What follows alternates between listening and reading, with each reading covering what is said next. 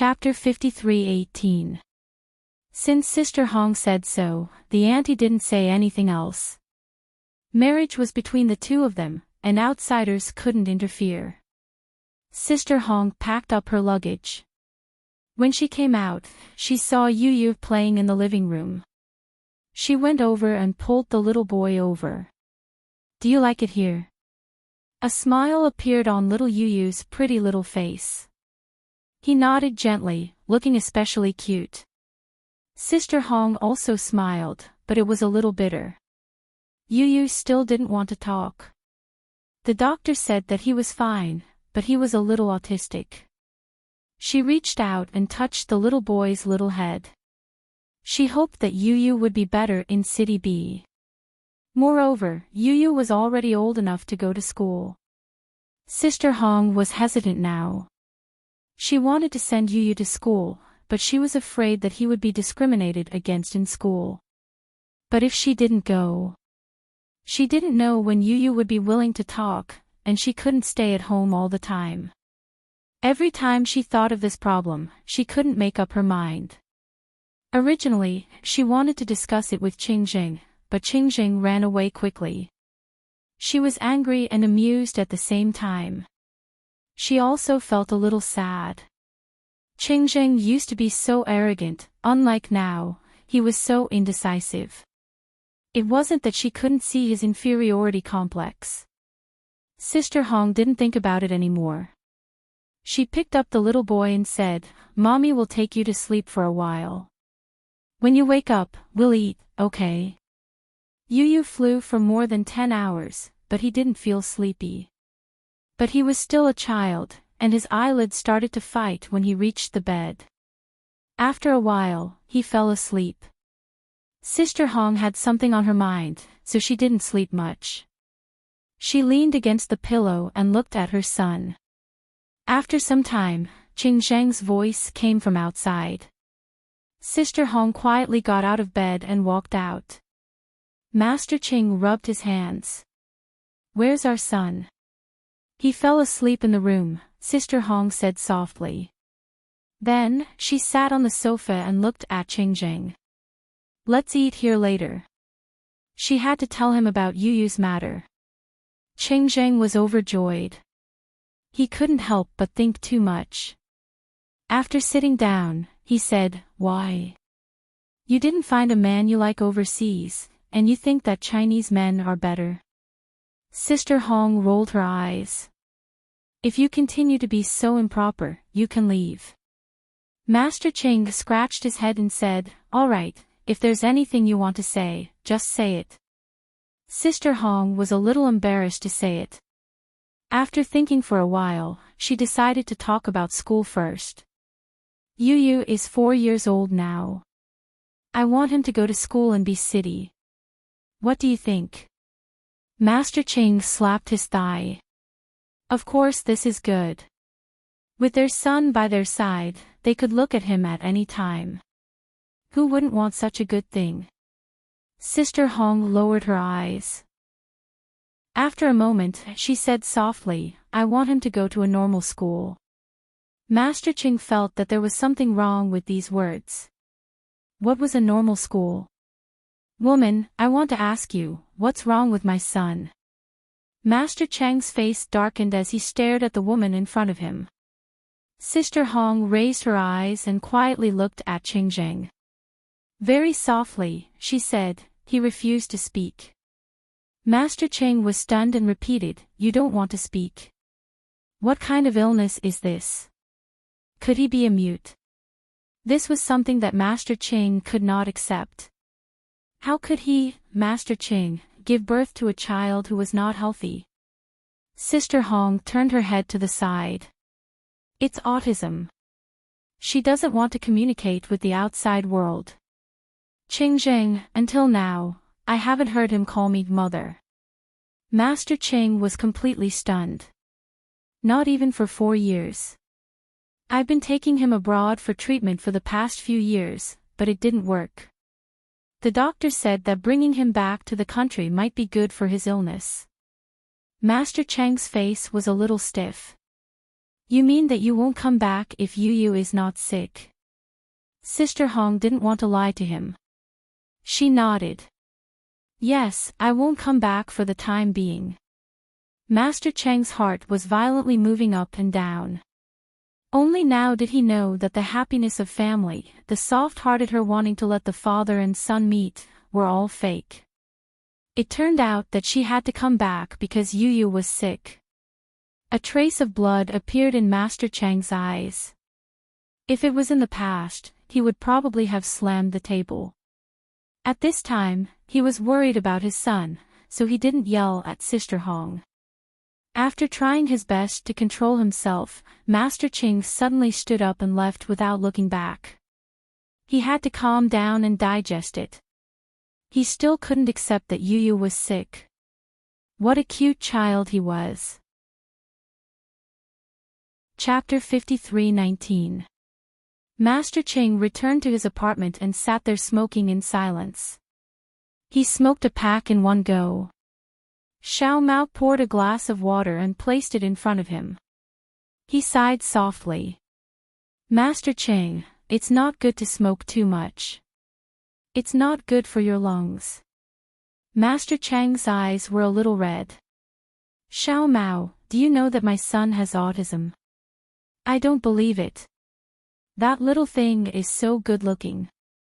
Xiao Mao guessed that something had happened, but he didn't expect it to be such a big deal. Xiao Mao was silent for a moment and said softly, Master Cheng, what do you plan to do? Master Cheng pursed his lips. What else can I do? As he spoke, he let out a long sigh. Actually, I really don't know what to do. Xiao Mao, tell me, what should I do? Xiao Mao looked at Master Cheng. Master Cheng, do you really want to know? Master Cheng rolled his eyes at him and took another drag. Go ahead. Little Mao sighed. For this kind of thing, we can only let nature take its course. Letting the child grow up in a relaxed environment is more important than anything else. Master Cheng's eyes widened. How did you know? Xiao Mao smiled embarrassedly and scratched his head. Because I was like this when I was young. I only started to talk when I was 7. Master Cheng slapped his thigh. Xiao Mao, I didn't know you had such a glorious past. All right, I got it. Master Cheng immediately stood up and wanted to go upstairs.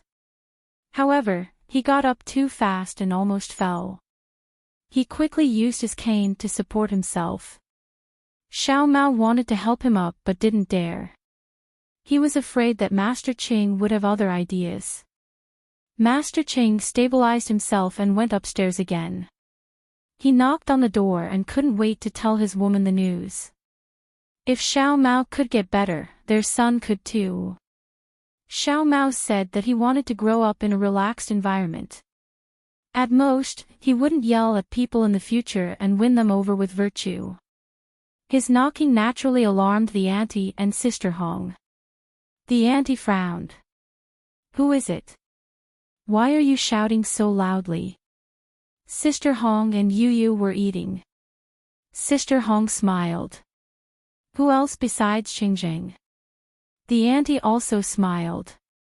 Mr. Cheng is very impatient. That's true, but he's also very manly. Sister Hong knew that ever since that incident, her aunt had been speaking up for Cheng. She couldn't do anything about it, so she pretended not to hear it. The auntie opened the door. It was indeed Master Cheng. Master Cheng stuck his head out and swallowed the words that were about to come out of his mouth. He coughed lightly and said, I'm eating. Sister Hong smiled. That's right.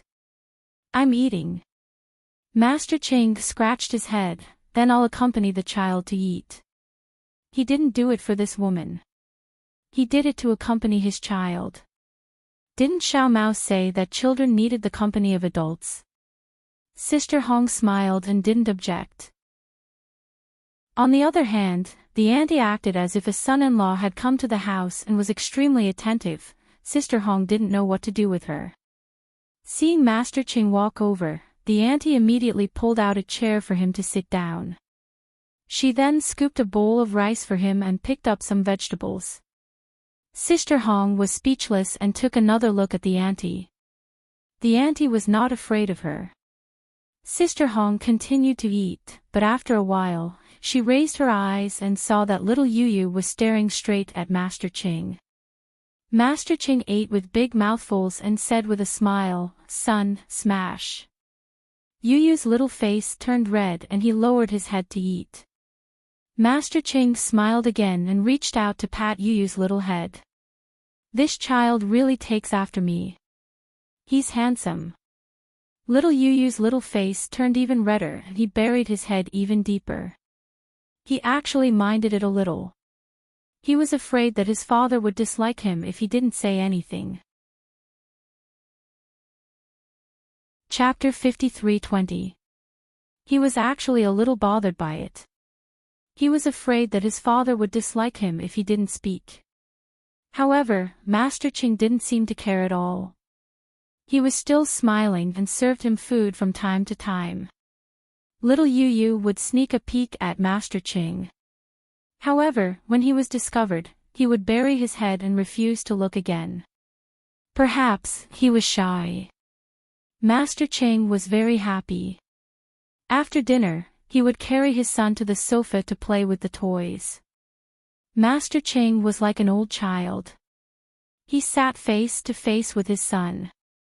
In front of them was a pile of toys scattered on the floor. It was a little messy. Yu was quite happy. Sister Hong couldn't stand it anymore. "Ching Zheng, don't let your son develop such a bad habit." Master Ching was still angry. He said sarcastically, "You're a man.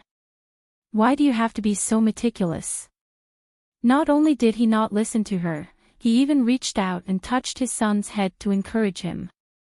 "Son, don't listen to your mother. If you want to play, then play to your heart's content." Sister Hong snorted. "Yes, if you want to play, then play to your heart's content. If one isn't enough, then two." This was an adult topic. Little Yu didn't understand, so he looked at his mother eagerly. Master Chang's old face turned red. He was annoyed. "Woman with the surname Liu, when did you say this? You must choose to say this when our son is around, right? You're just trying to destroy my perfect image in our son's heart." Sister Hong couldn't stop when she was facing him. She snorted. "Perfect image. Ching Zheng, how dare you say that?" She paused for a moment. "You gave it to yourself, right?" Master Ching sneered. "I'm not going to compete with a woman like you." He turned around and said to Yu, "Son, ignore this woman. Let's play by ourselves. Daddy will clean up the mess for you." Little Yu nodded. His little face was slightly red. Sister Hong was about to explode. Yu was so obedient. How did he learn to be bad? She wanted to say something, but the auntie came over and pulled her back. She said softly, "Look at how happy Yu is. He hasn't smiled like this for a long time, right?" Sister Hong was speechless. Master Ching heard this and grinned. That's why there needs to be a male animal in this family. At first, Sister Hong was still a little touched, but at this moment, all of that disappeared. She rolled her eyes at him. Master Ching also ignored her. He was still angry in his heart, but this woman still dared to give him an expression. When he looked at little Yu, it was completely different. His gaze was filled with love, as though he was looking at a treasure. As Sister Hong watched on, her eyes slowly turned red. Afraid of losing face, she went to the bedroom first.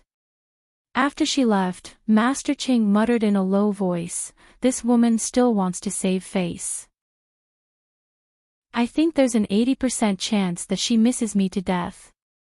Little Yu stared at him as he played with the building blocks, looking at him eagerly. Master Ching smiled and said, "Son, don't worry about your mother. Let's continue playing. Little Yu did not speak. He lowered his head and was quite focused. As a young child, he seemed to be very talented in playing with Lego. In just a short while, he was able to do it well. Master Ching rubbed his nose. He had no choice but to admit that this brat should be like his mother in this aspect.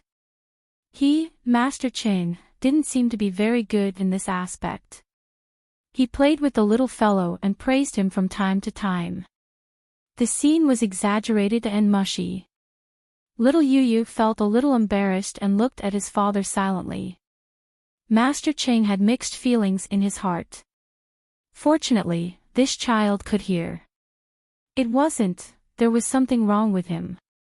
If he played with him more, perhaps it would be like what Little Mouse said. He would slowly become willing to talk. After playing for a long time, little Yu was tired. He lay on the sofa and fell asleep. Chapter 53:21. Master Ching carried the little guy into the bedroom. He didn't have a cane, so his limp was obvious. The auntie came over. Let me do it. No need. He's so light, like a kitten. Master Ching said indifferently. However, his leg really couldn't take the little guy who weighed dozens of kilograms. It was a little embarrassing. But Master Ching was a person who cared about his reputation. He tried his best to walk, but he looked even more embarrassed. The auntie felt sad. Mr. Ching used to be so high-spirited. She had to tell Miss Lu that she had to treat Mr. Ching better. They couldn't be husband and wife, but Mr. Ching exchanged his leg for their lives. On the other side, Ching carried little Yu into the bedroom and watched quietly. At this time, he seemed to have time to look at the little guy. Thin eyebrows, straight nose, and small mouth. He was so beautiful. Master Ching felt like a loving father in his heart. This kind of feeling couldn't be felt unless he was a father.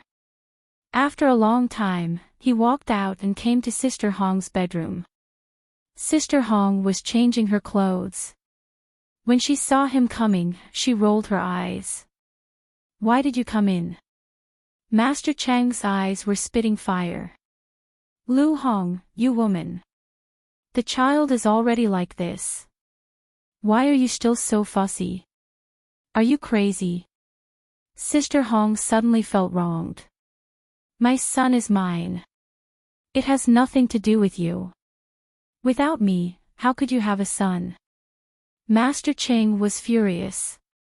Sister Hong slowly adjusted her clothes. You only created this child, but Yu was brought up by yourself until he was 4 years old. Do you know how many times I went to the hospital? Do you know how I spent my days every day? Master Ching sneered. Do you think I wanted to? Do you want to die staying in the country? The moon abroad is round, isn't it? Sister Hong felt helpless. It happened again. They always quarreled when they were together. She sighed. Ching, I don't want to quarrel with you. Please don't start a fight, okay? I start a fight. Master Ching sneered. I know you don't like me. You think I'm old-fashioned and uncultured, but I can recite 300 Tang poems in the past few years. Damn, don't look down on me. Sister Hong was both angry and amused. In the end, she turned around and didn't know what to say. But Master Ching thought that she did not want to talk to him. Well, he was just an uncouth man, how could he be worthy? Master Ching left without saying a word. When Sister Hong turned around, she saw that he was limping away.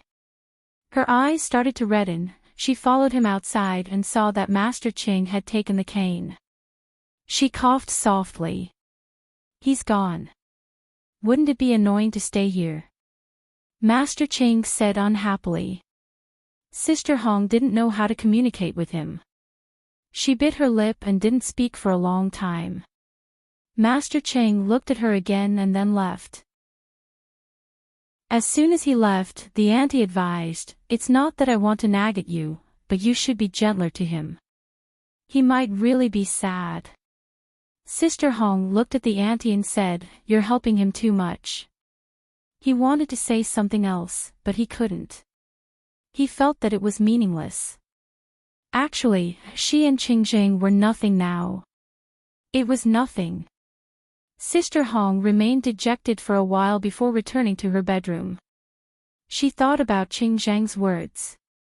She thought about his flustered and exasperated look when he said that he could recite 300 Tang poems. She couldn't understand why he was reciting it. Didn't they say that there were many women who would throw themselves at him? Or was it that he didn't throw money at them now and only needed to recite Tang poems to get them?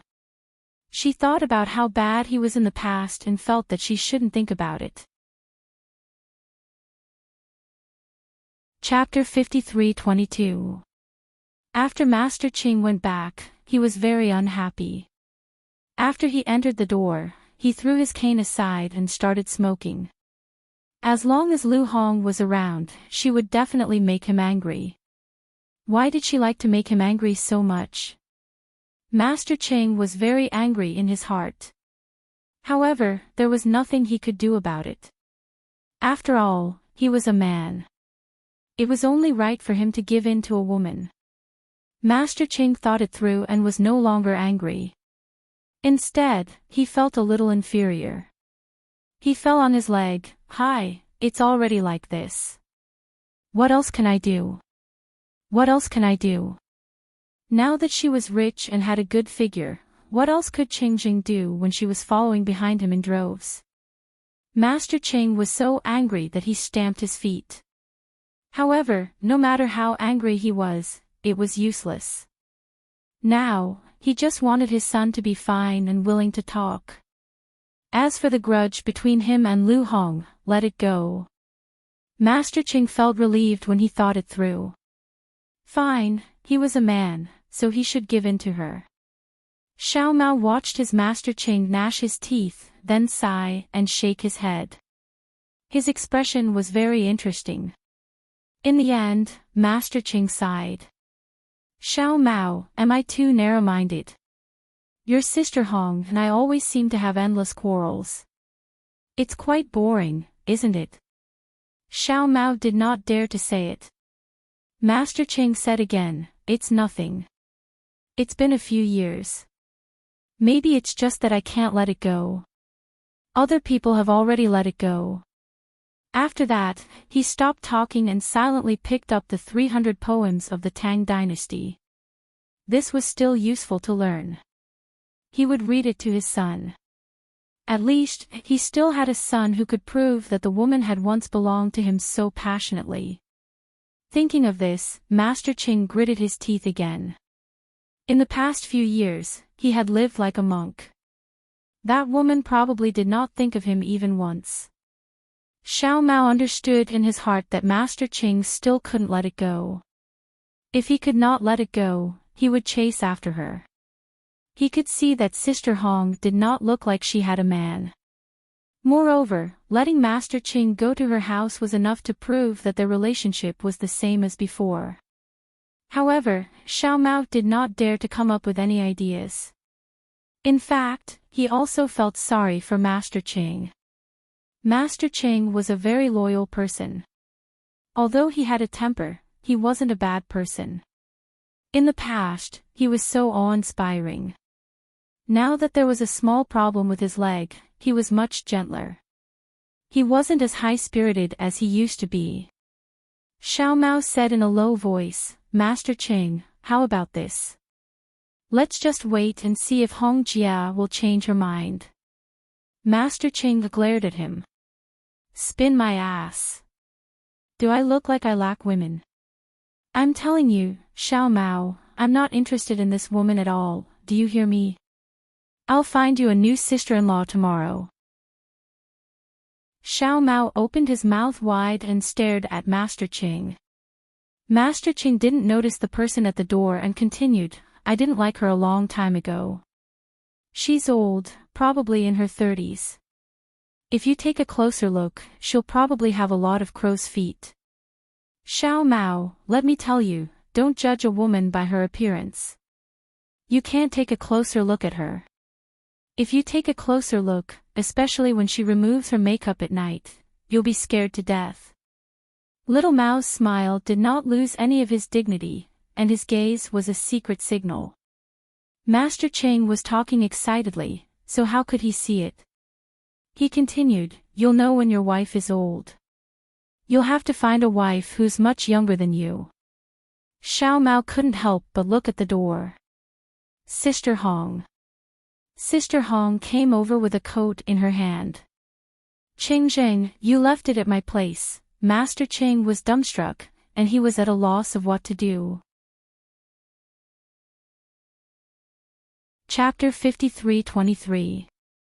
Sister Hong came in, threw her coat on the sofa, and smiled faintly. I'm old, a few years older than you, but I don't think I'm fawning on you. Master Cheng, you're young and vigorous, I won't hold you up. If you want to find a girl, go find one. After saying that, she was about to leave, which made Master Cheng anxious. I just said a few irrelevant words, do you have to be like this? Sister Hong snorted. Of course. She gritted her teeth. Cheng Zheng, don't you know what kind of dog you are? You're still like this at a time like this. She was quite angry, but she couldn't show it because it was really meaningless. So she turned around and left, which made Master Cheng so anxious that he almost swore to the heavens, don't go. Master Cheng's heart was trembling, and he didn't care whether Xiao Mao was there or not. He jumped over and hugged her from behind. Sister Hong's voice was fierce. Let go. Master Cheng was like a big dog. I won't let go, I won't let go. Sister Hong's voice was cold. You won't let go, right? Cheng Zheng, can't you be more mature? Master Cheng originally thought that if he was a shameless person, maybe she would soften and stay, but at this moment, his leg hurt. The pain was secondary, but his heart also hurt. Master Cheng closed his eyes slightly and gently let go of Sister Hong. At that moment, no one knew who was in more pain, but in short, the air was silent. Xiao Mao felt that he was not a human being. After a while, he touched his nose and coughed. I'm going to the bathroom. Then he encouraged Master Cheng. Master Cheng, just say what's on your mind. He was anxious to death. Was it so difficult to admit that he thought about Sister Hong every day? Was it difficult to say that he had been alone for the past few years? For Master Cheng, it might really be difficult. Xiao Mao left, and Sister Hong turned around. Cheng Zheng, I have nothing to say to you, leave your words to the girl. Master Cheng touched his head and smiled. Okay, I'll talk to the girl later. After saying that, Sister Hong left without looking back. Master Cheng shouted from behind, I was just joking and you're angry. You're old, don't be so angry. Sister Hong ignored him and went back to the apartment upstairs. After she left, Master Cheng felt that it was difficult for him to stand, so he sat down. Xiao Mao walked out quietly. Sister Hong left. I'm leaving. Master Cheng knocked his thigh twice. It's good that I'm leaving. Xiao Mao did not utter a word. He squatted down and massaged Master Cheng a few times. His skills over the past few years had been pretty good. He was on par with professional chiropractors. Master Cheng sighed softly. I feel better now. As Xiao Mao knocked on the door, he advised, Master Cheng, you should restrain your anger a little. It's not easy for her to come back, you should treat her better. Master Cheng rolled his eyes. Are you kidding me? Do you think I'm looking forward to her? I am looking forward to my son, not her. Little Mao laughed. Come on, just be stubborn.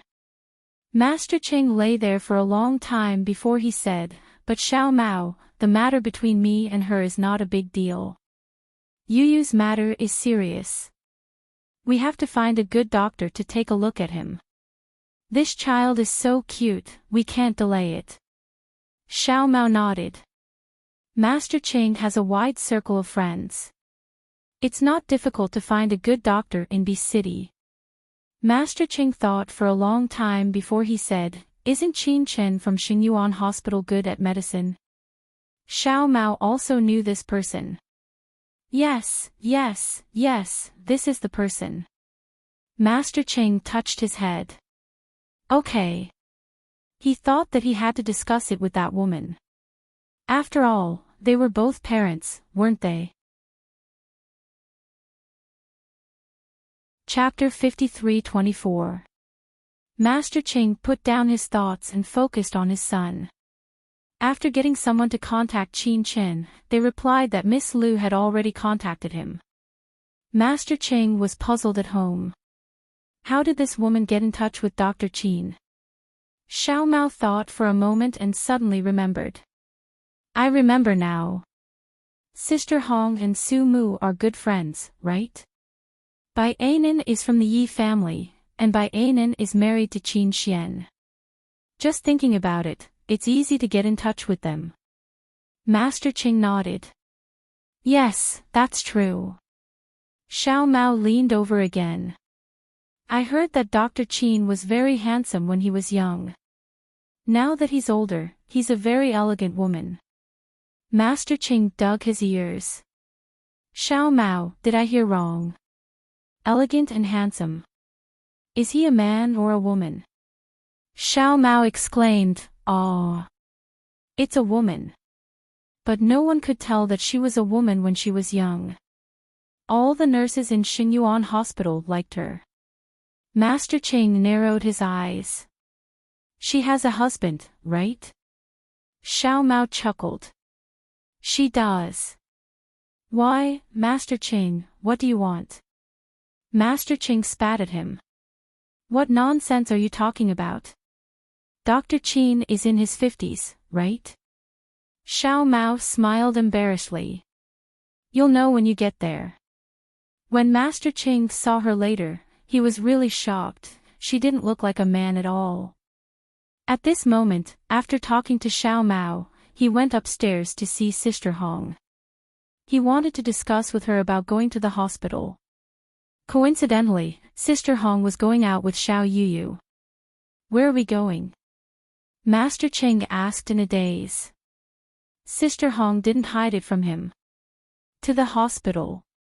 Lawyer Bai recommended a very good doctor. Master Ching touched his head.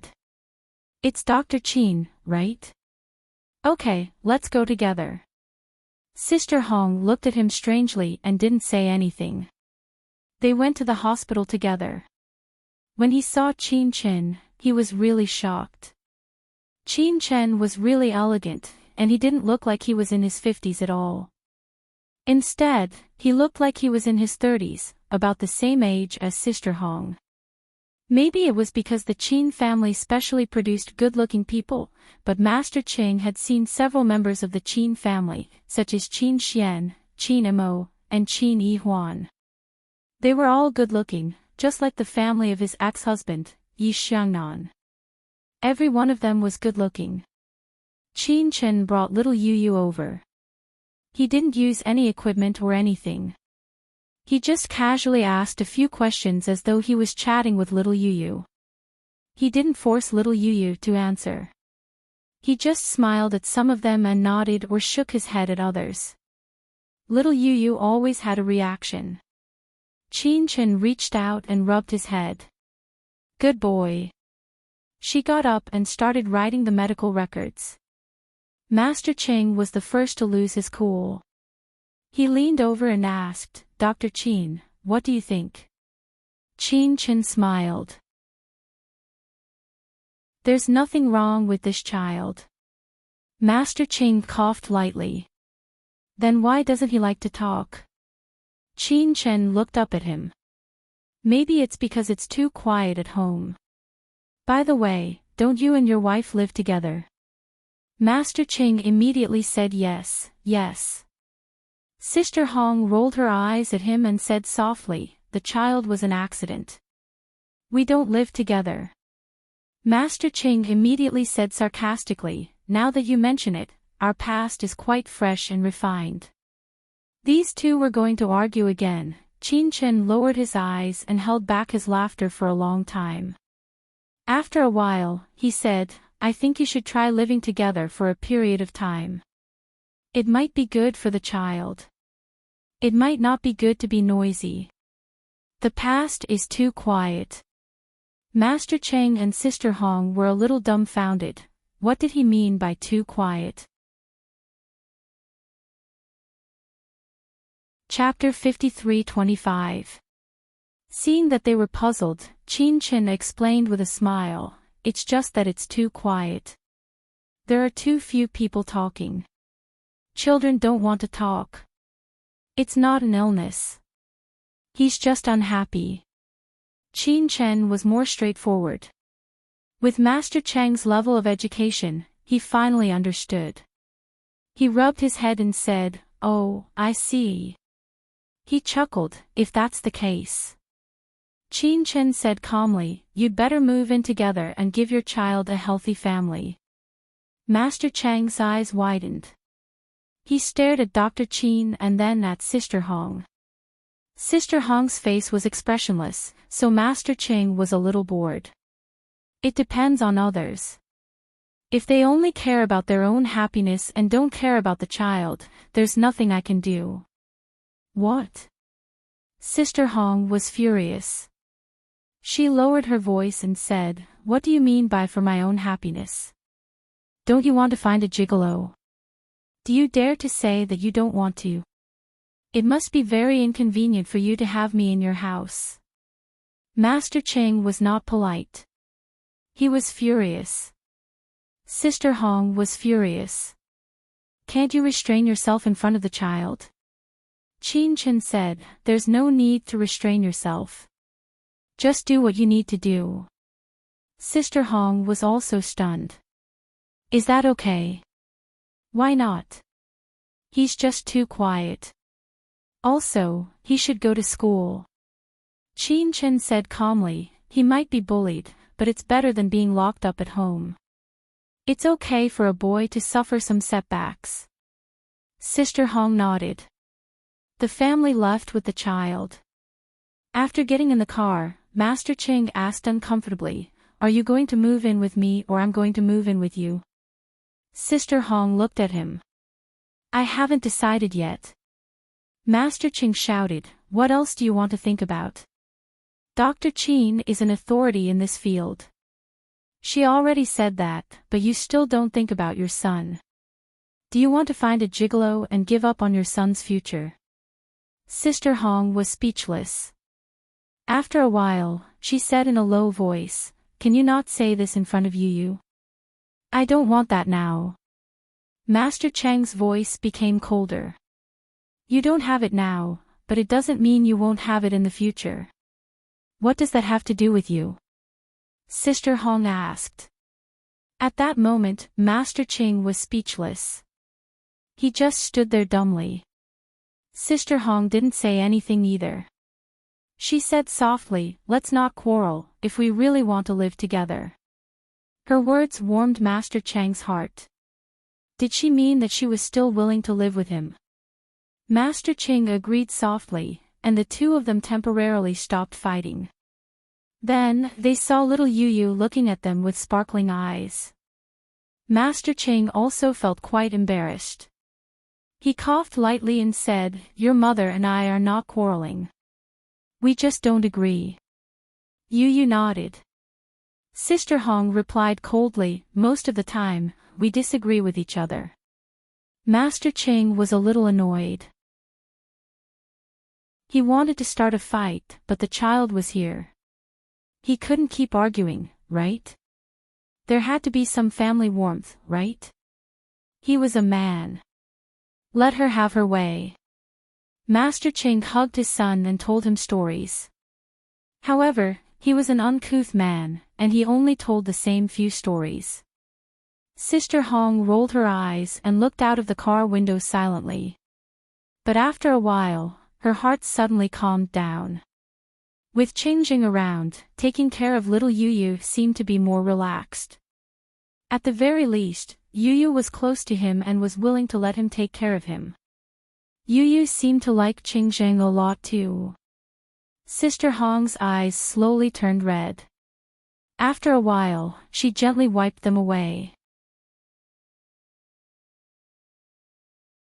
Chapter 53:26. Master Qing glanced at her. Heh, what a promising girl. Wasn't she very fierce before? He snorted softly. Hey, don't tell me you're touched. There's no need for that. I'm a jerk. You might be touched 1 second, but you might be angered by me the next. Sister Hong said coldly, don't worry, I won't, as long as you don't think too highly of yourself. Master Qing licked his lips. Think too highly of myself. Don't worry, I won't. Then, he muttered to himself, I'm stupid to fall for the same woman twice. Sister Hong couldn't be bothered with him anymore. The moment she turned around, she saw little Yuyu staring at her with his eyes wide open. Sister Hong coughed. I was just playing with your dad.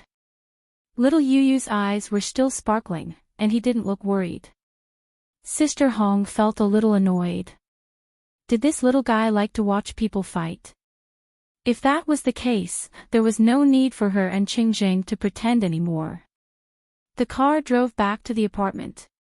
Master Qing reached out and touched the little guy. He said softly, all right, Dad will go get the luggage. Yuyu and I will be staying together. Sister Hong looked at his shameless behavior and couldn't help but say, hey, we are just staying together temporarily. Master Qing was unhappy. What's wrong with coaxing the child and making him happy? You have to be honest. Sister Hong didn't agree with him. Master Qing smiled. Don't use your way of doing news at home. You have to listen to me at home. I am a man. Sister Hong didn't want to talk to him. She turned around and carried Yuyu to the elevator. Master Qing caught up and said in a gentle voice, let me carry you. You are a woman, but you look like a female warrior. Sister Hong looked at his leg subconsciously and said calmly, let me carry you. Master Chang's face turned red. He wanted to say something but didn't. He felt a little defeated. When they reached the elevator, Sister Hong put little Yuyu down and touched his head. Dad's leg was injured when you were born, so I can't carry you. Little Yuyu looked up at Master Qing. Master Chang's heart throbbed. He was a little afraid. He was afraid that his son would dislike him. But little Yuyu didn't. Little Yuyu gently threw himself into his embrace, his little hands hugging him very softly. Master Chang was a rough man, but when he felt his nose turn sour, he had an indescribable feeling. In the end, he said in a low and hoarse voice, Daddy is fine. Daddy promises that it will get better in the future. In fact, it was usually only a little. As long as it was not strenuous, it would be fine. However, he always regretted it. She was always afraid that her son would feel embarrassed. However, when this little fellow expressed that he didn't mind at all, Master Qing admitted that he was also cured. He hugged and kissed Yuyu. It was quiet in the elevator. No one spoke. Beside him, Xiao Mao felt like crying. He was so touched. When they reached Master Chang's floor, Master Qing went to pack his things while Sister Hong brought Yuyu home.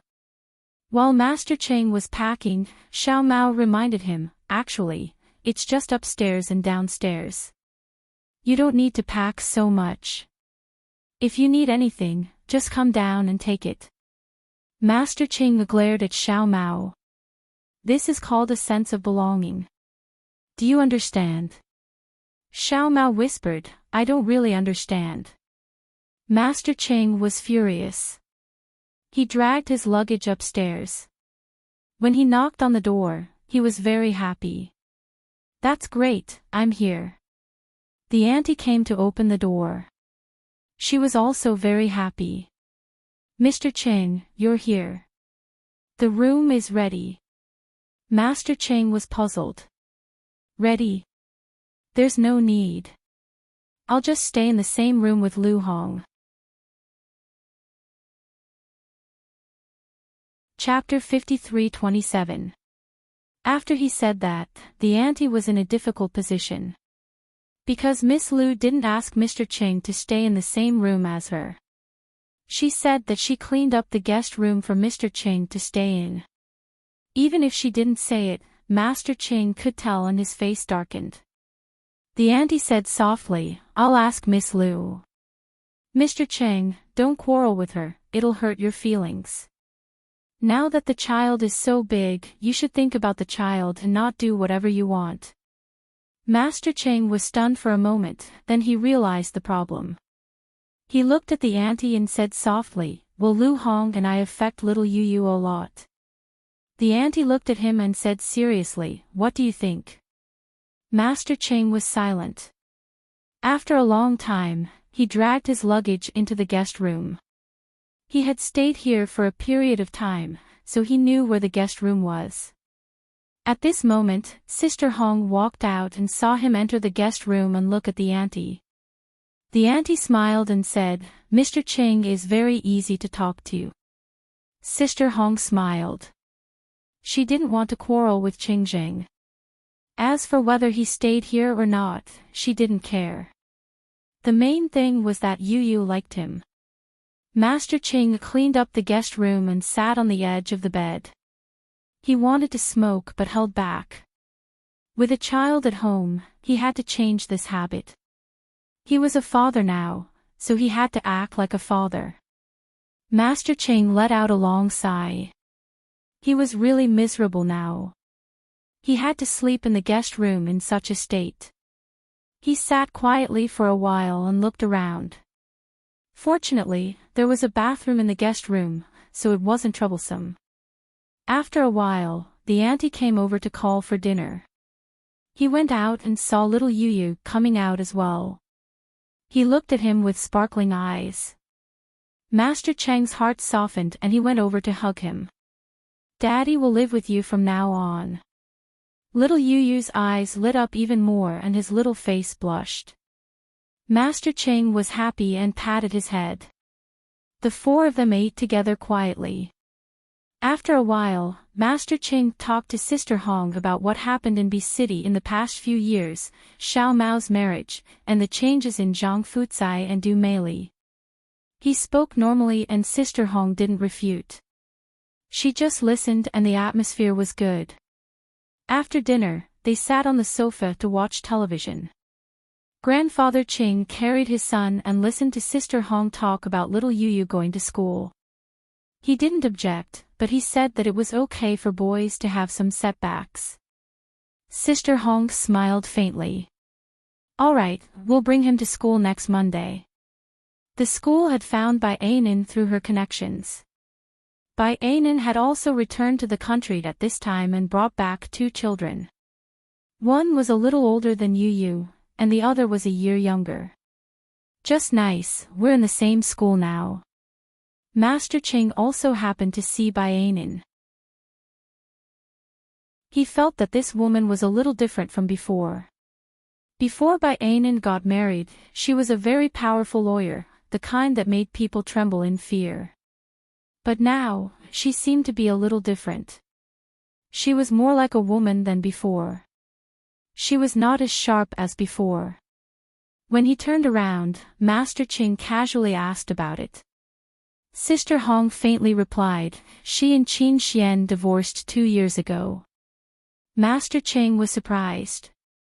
He touched his head and said, "Even people of the same social status would get divorced." Sister Hong smiled and said, "It seems that men are unreliable."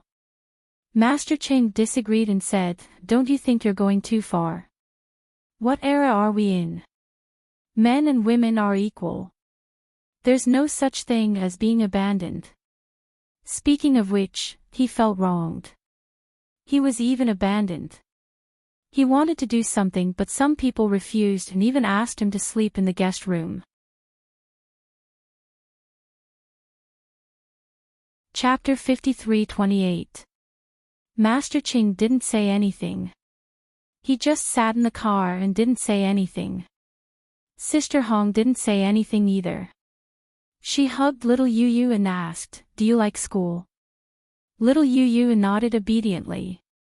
Sister Hong smiled bitterly. After bringing little Yu Yu home, Master Ching played with little Yu Yu while Sister Hong asked Bai Anan out for tea. Half an hour later, the two women sat in a cafe. Sister Hong took a sip of coffee and looked up at the woman in front of her. Bai Anan seemed a lot more mature than before and wasn't as sharp as before. Perhaps it had something to do with her semi-retirement from the legal profession. She had been living abroad for the past 2 years to take care of her child, so she had become a lot more gentle. Sister Hong asked softly, "Are you really not going to have anything to do with Qin Xian?" Bai Anan smiled and said, "We might not be the same kind of people." She looked up and sighed. "I ask for a lot, but he never gives." Sister Hong smiled too. "You already have 2 children." Bai Anan glanced at her. "That's not what I meant." Sister Hong smiled again. "Then what are your plans?" Bai Anan thought for a moment. "I don't think so. I quite enjoy my current life. Maybe I'll find a boyfriend." She didn't really love Qin Xian, but she knew that he didn't want to love her.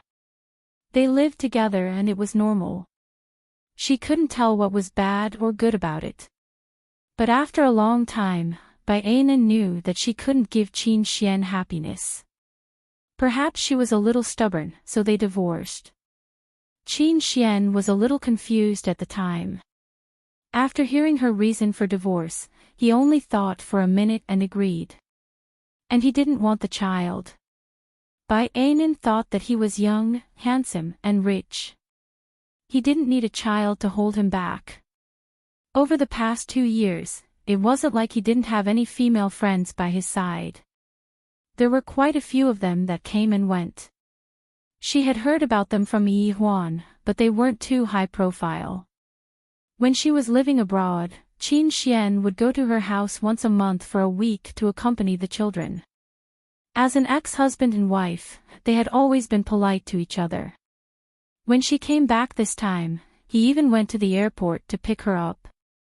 Before Bai Anan came back, she bought a villa to live in. She also had an agreement with Qin Xian that he would visit the child once a week and stay for 1 night.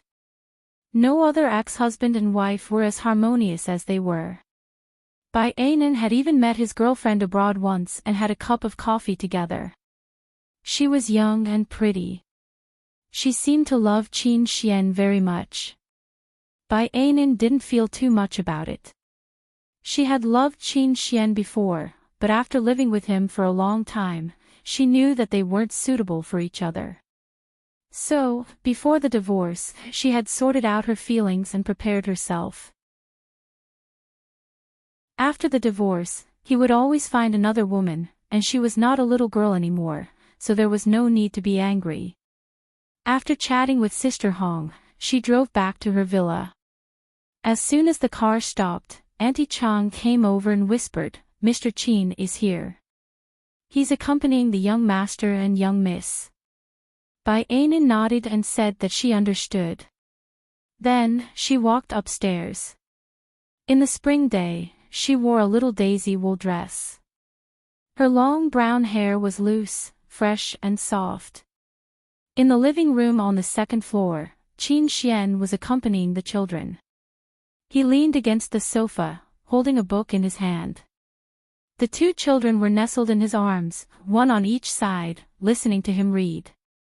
Qin Xian's appearance was very good, and he had inherited the advantages of the Qin family. At this moment, he looked very lazy, like a family man. But Bai Anan knew that he wasn't. He was a good father once a week. Other than that, young Master Qin was very popular with women.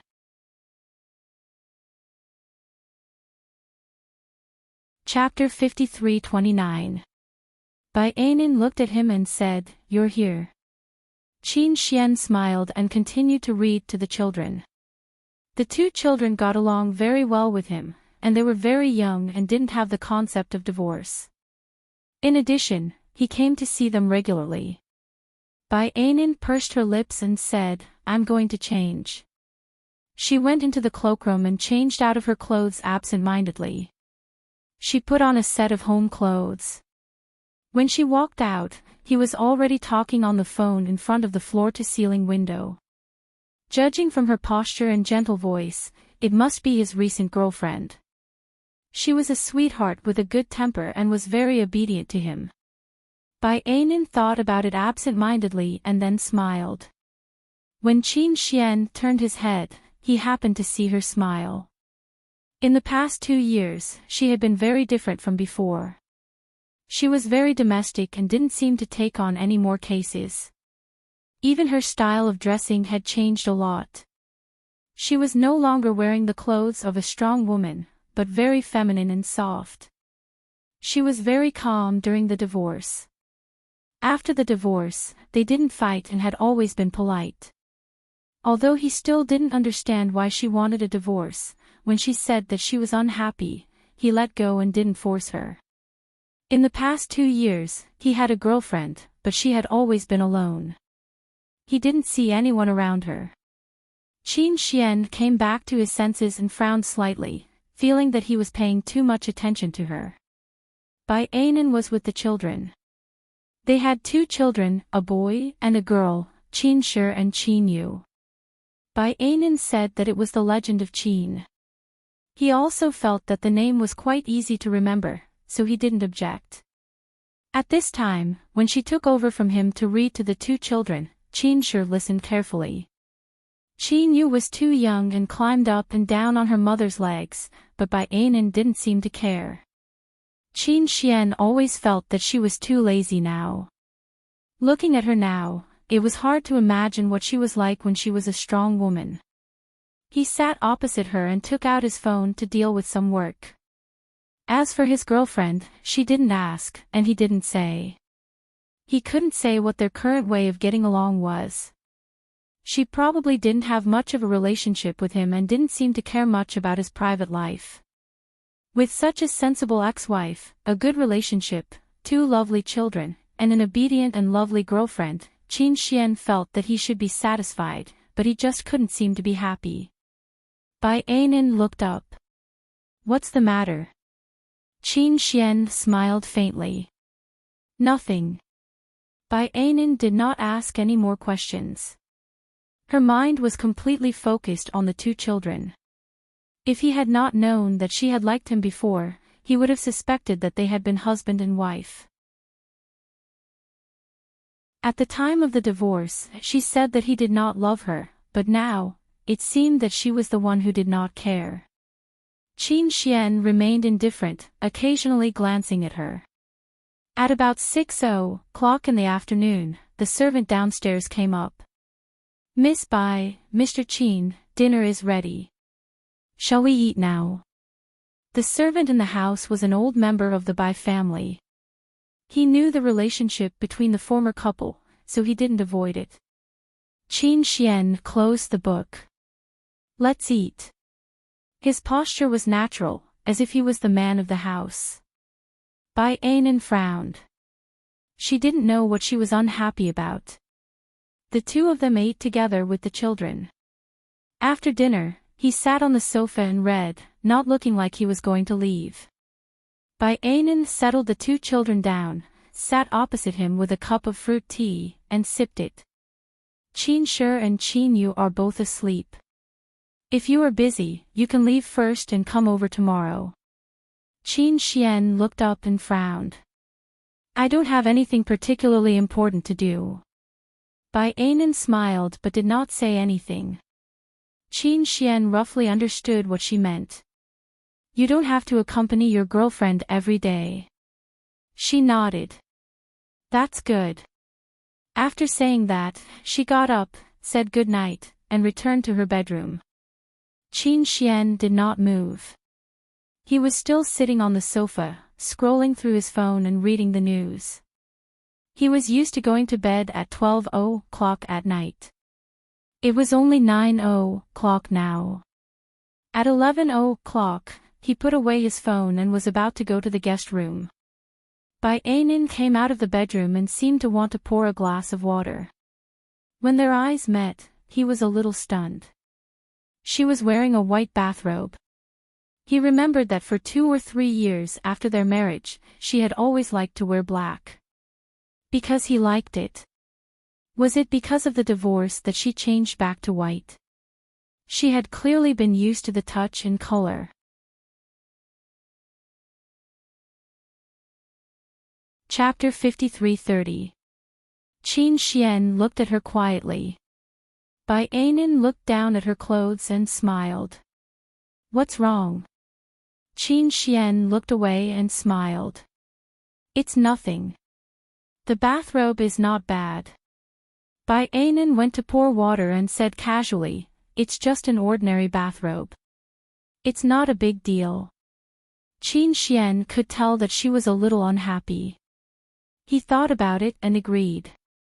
They were no longer husband and wife. There was no need to discuss this topic anymore. It seemed a little too intimate. Bai Ainin drank half a glass of water and prepared to go back to her bedroom. Qin Xian stopped her. Ainin. Bai Ainin was stunned because he almost never called her that after the divorce. It wasn't to the extent of Miss Bai, but it wasn't to the extent of Bai Ainin either. She sat down opposite him and asked softly, what's the matter? Qin Xian hesitated for a moment before saying, do you have any plans after you come back? Bai Ainin thought for a moment. Plans? Then she asked, do you mean work or love life? Qin Xian smiled. If you want to say it. Bai Ainin tilted her head and looked at him. Are you getting engaged? Don't worry, I don't have that kind of mood for the time being. If it's work, the law firm is normal now. I don't think about my love life for the time being. Qin Xian said, it's not to the extent of getting engaged. Bai Ainin didn't ask anymore. There was no need for a divorced couple to probe into each other's private life so clearly. She didn't know if she was too cold-blooded. Anyway, when they divorced, they had already thought about it. In the future, they would be raising Qin Shi and Qin Yu together. It wasn't that their relationship was bad before, but she couldn't find the feeling of spending the rest of her life with Qin Xian. She thought he felt the same way. Cutting through the Gordian knot was the most suitable way for the two of them. Bai Ainin said softly, I'm going to sleep. Qin Xian said yes, and then his gaze fell on her. Bai Ainin gathered her bathrobe and walked towards her bedroom. Her back was very beautiful. Even though she was wearing a bathrobe, it was obvious that she looked better than before. It was probably because she had been unemployed for the past 2 years and chose various dance classes to shape her figure. In short, even though Bai Ainin was over 30 years old now, her figure was comparable to a young girl's. Moreover, her entire body was much softer, unlike before when she had the temperament of a strong woman. Qin Xian watched quietly. Then, he got up and went to the guest room to change his clothes before heading to the gym outside. When he came back, it was already the middle of the night. He took a shower and sat on the bed smoking. He was still a little annoyed. He didn't know why he was like this. Bai Ainin had probably returned. He didn't sleep well that night. When he woke up early in the morning, there was some fragrance in the air. It smelled like milk mixed with the fragrance of wheat. It smelled good. Qin Xian closed his eyes and lay down for a while. Then, 2 little people climbed onto his body and called him Daddy. He reached out and picked one up. It was the tiny Qin Yu. The little yellow bun stuck to him and said in a childish voice, Mummy is making breakfast. Qin Xian put one hand behind his head and smiled gently. Mummy knows how to make breakfast? Little Qin Yu said obediently, Mummy knows how to make many types of breakfast. She knows how to make biscuits, jelly, mashed potatoes, milkshakes. It's fragrant.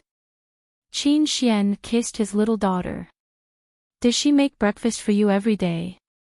Little Qin Yu used a little more force and her eyes sparkled. Yes. Mummy makes breakfast every day.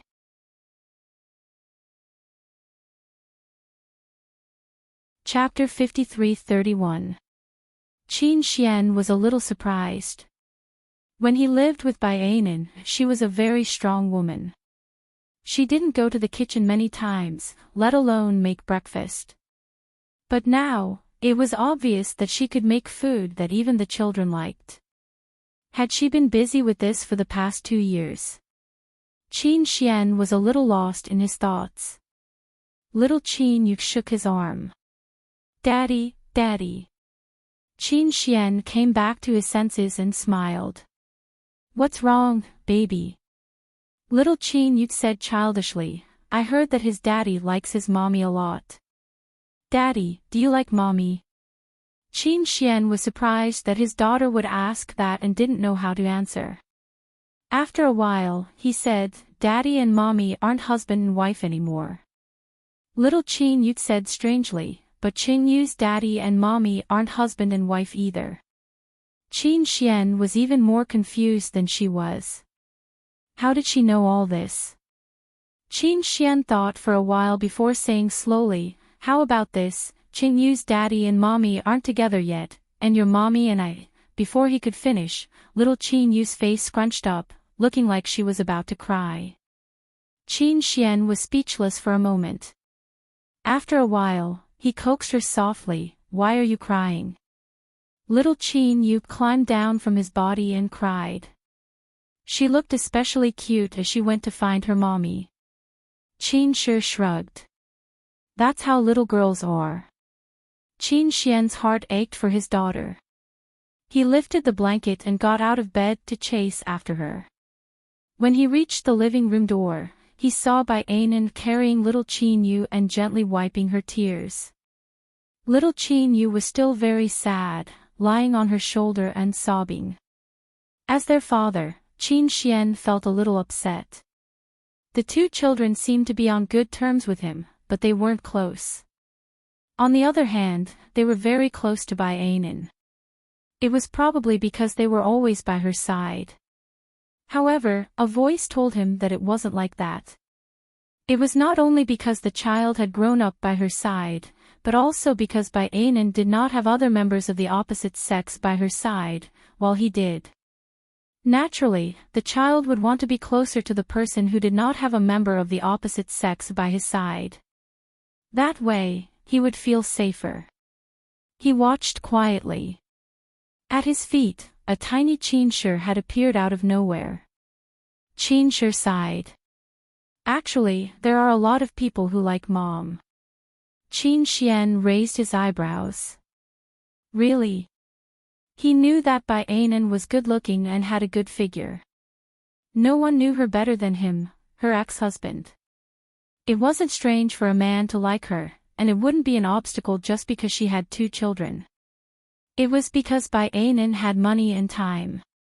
Qin Xian thought and inadvertently looked up at his ex-wife. She was coaxing little Qin Yu, who was lying on her shoulder and sobbing. Bai Anan smiled. All right, Daddy didn't do it on purpose. Can you forgive him? Qin Yu remained silent, throwing a tantrum.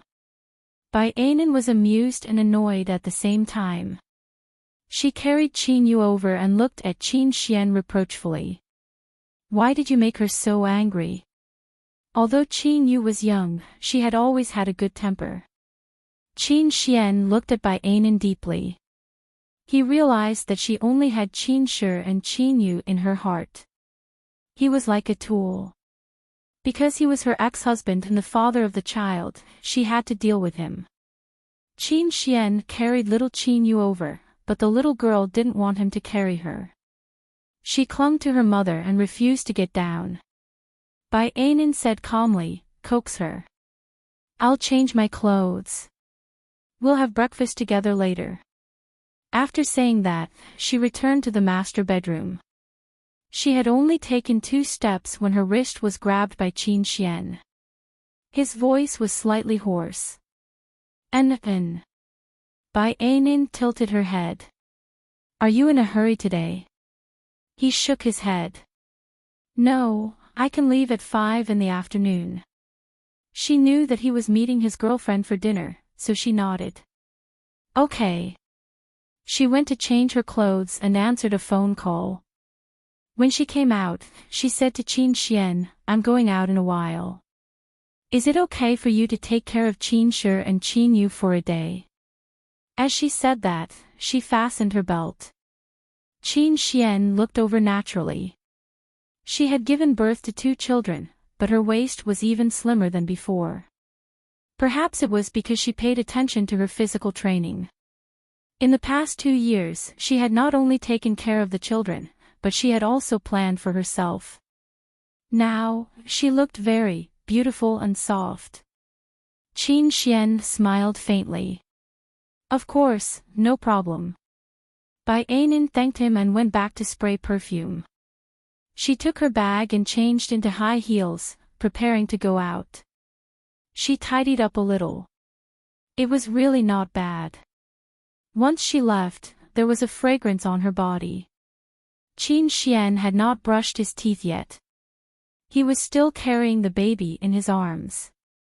Right now, he looked more like a housewife. However, young Master Qin's temperament was very good. Even so, it did not affect his beauty. Bai Ainin left quickly. Qin Yu's big eyes were still filled with tears.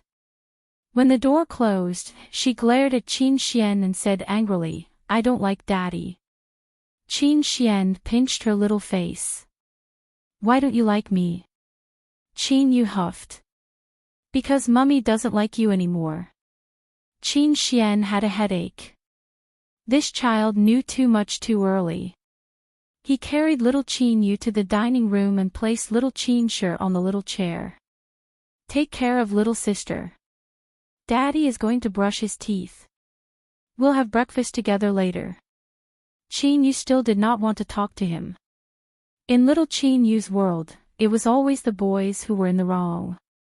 Qin Shi's brother had always given in to her, but she felt that her daddy wouldn't give in to her mummy. Daddy had a girlfriend and Mummy didn't have a boyfriend. Mummy was at a disadvantage. During breakfast, Qin Yu stared at Qin Xian. "What's wrong? Are you still angry at Daddy?" Qin Xian reached out and caressed the little girl's little head. Little Qin Yu lowered her head and did not say anything. After a long time, she muttered, "Daddy, are you getting married soon?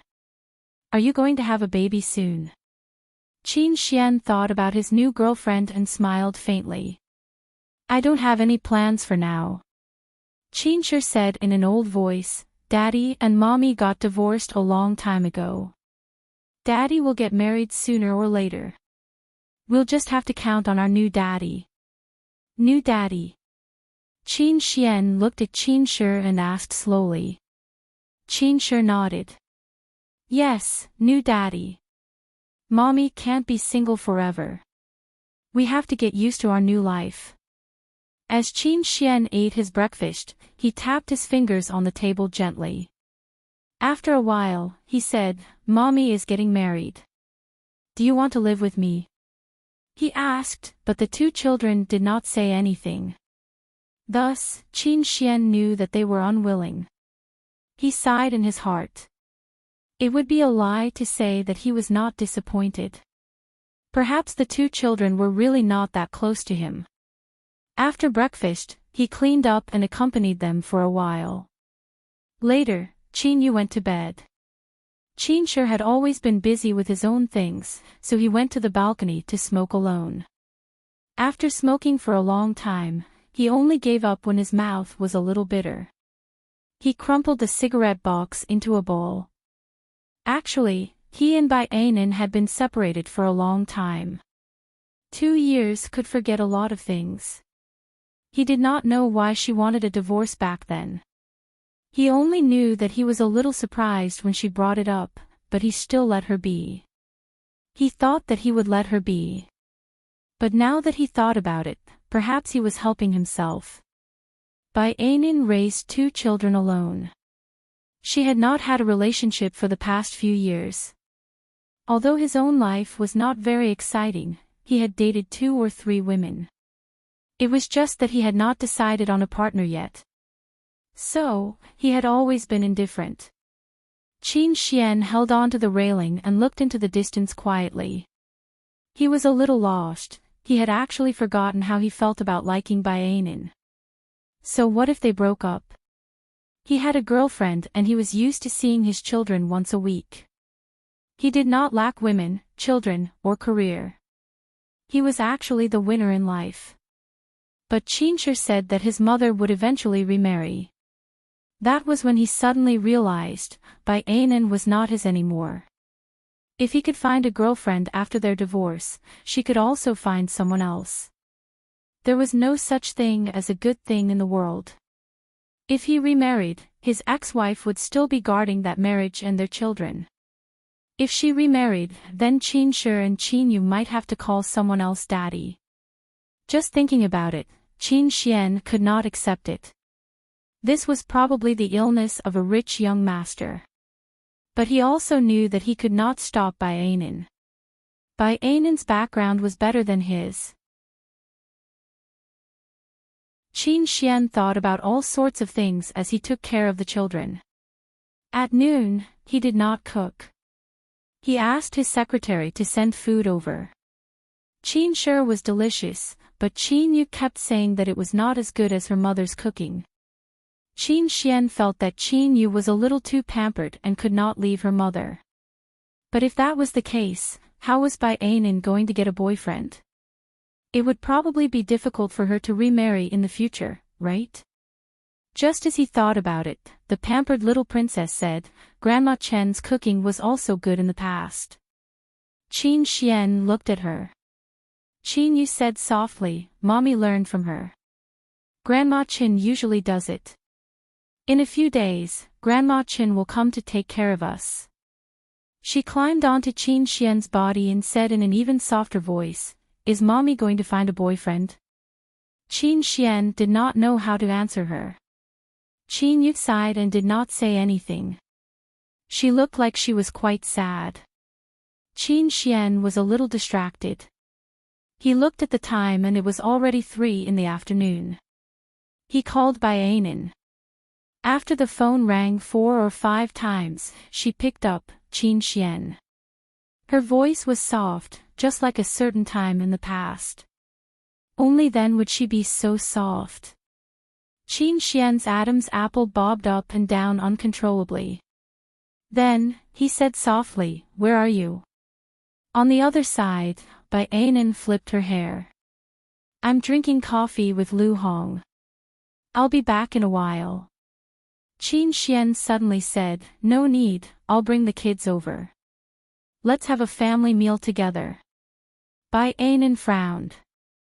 Qin Xian, don't you have something to do at 5? I'll cancel it, he said decisively. Bai Ainin was silent for a moment before saying softly, There's no need. He was unhappy because of her attitude. His voice was low and hoarse. Bai Ainin, it's just a family meal. What are you afraid of? Are you afraid that I'll chase after you again? No. Her voice became even more indifferent. Then, she told him the address. Qin Xian hung up the phone and sent a WeChat message to his little girlfriend. Then, he packed up and went out with the 2 kids. He drove an Aurora with 2 child seats in the back seat. Every time he met children, he would drive this car. Qin Shi was quite happy, and Qin Yu forgave him for a short while. Qin Xian asked casually as he drove, What do you want to eat tonight? Qin Yu said coquettishly, I want to try a candlelight dinner with my brother. Qin Xian raised his eyebrows in surprise. After a while, he asked Qin Shi, "Did you teach this to your sister?" Qin Shi shrugged like an adult. "No, she likes to watch Korean dramas." Qin Xian frowned. "Doesn't Mummy care?" "Mummy brought her to watch it together." Qin Shi snitched again. Qin Xian did not know what to say. He knew that An was not such an emotional person in the past. She was a workaholic. He remembered that when she was pregnant with Qin Xian, she was still in court the day before she died. Qin Xian's mind wandered for a moment before he stopped thinking about it immediately. Later, when they were at a red light, he could not help but think back. When she was pregnant with Qin Shi, it was probably the worst time for their relationship. She was busy with work, and he complained that she did not care about children. She started working less than a month after she gave birth to Qin Shi.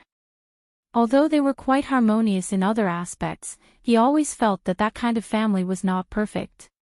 He slowly put his energy into work. After that, Bai Anan did not work much. Even if she had something to do, she would get her secretary to send her home.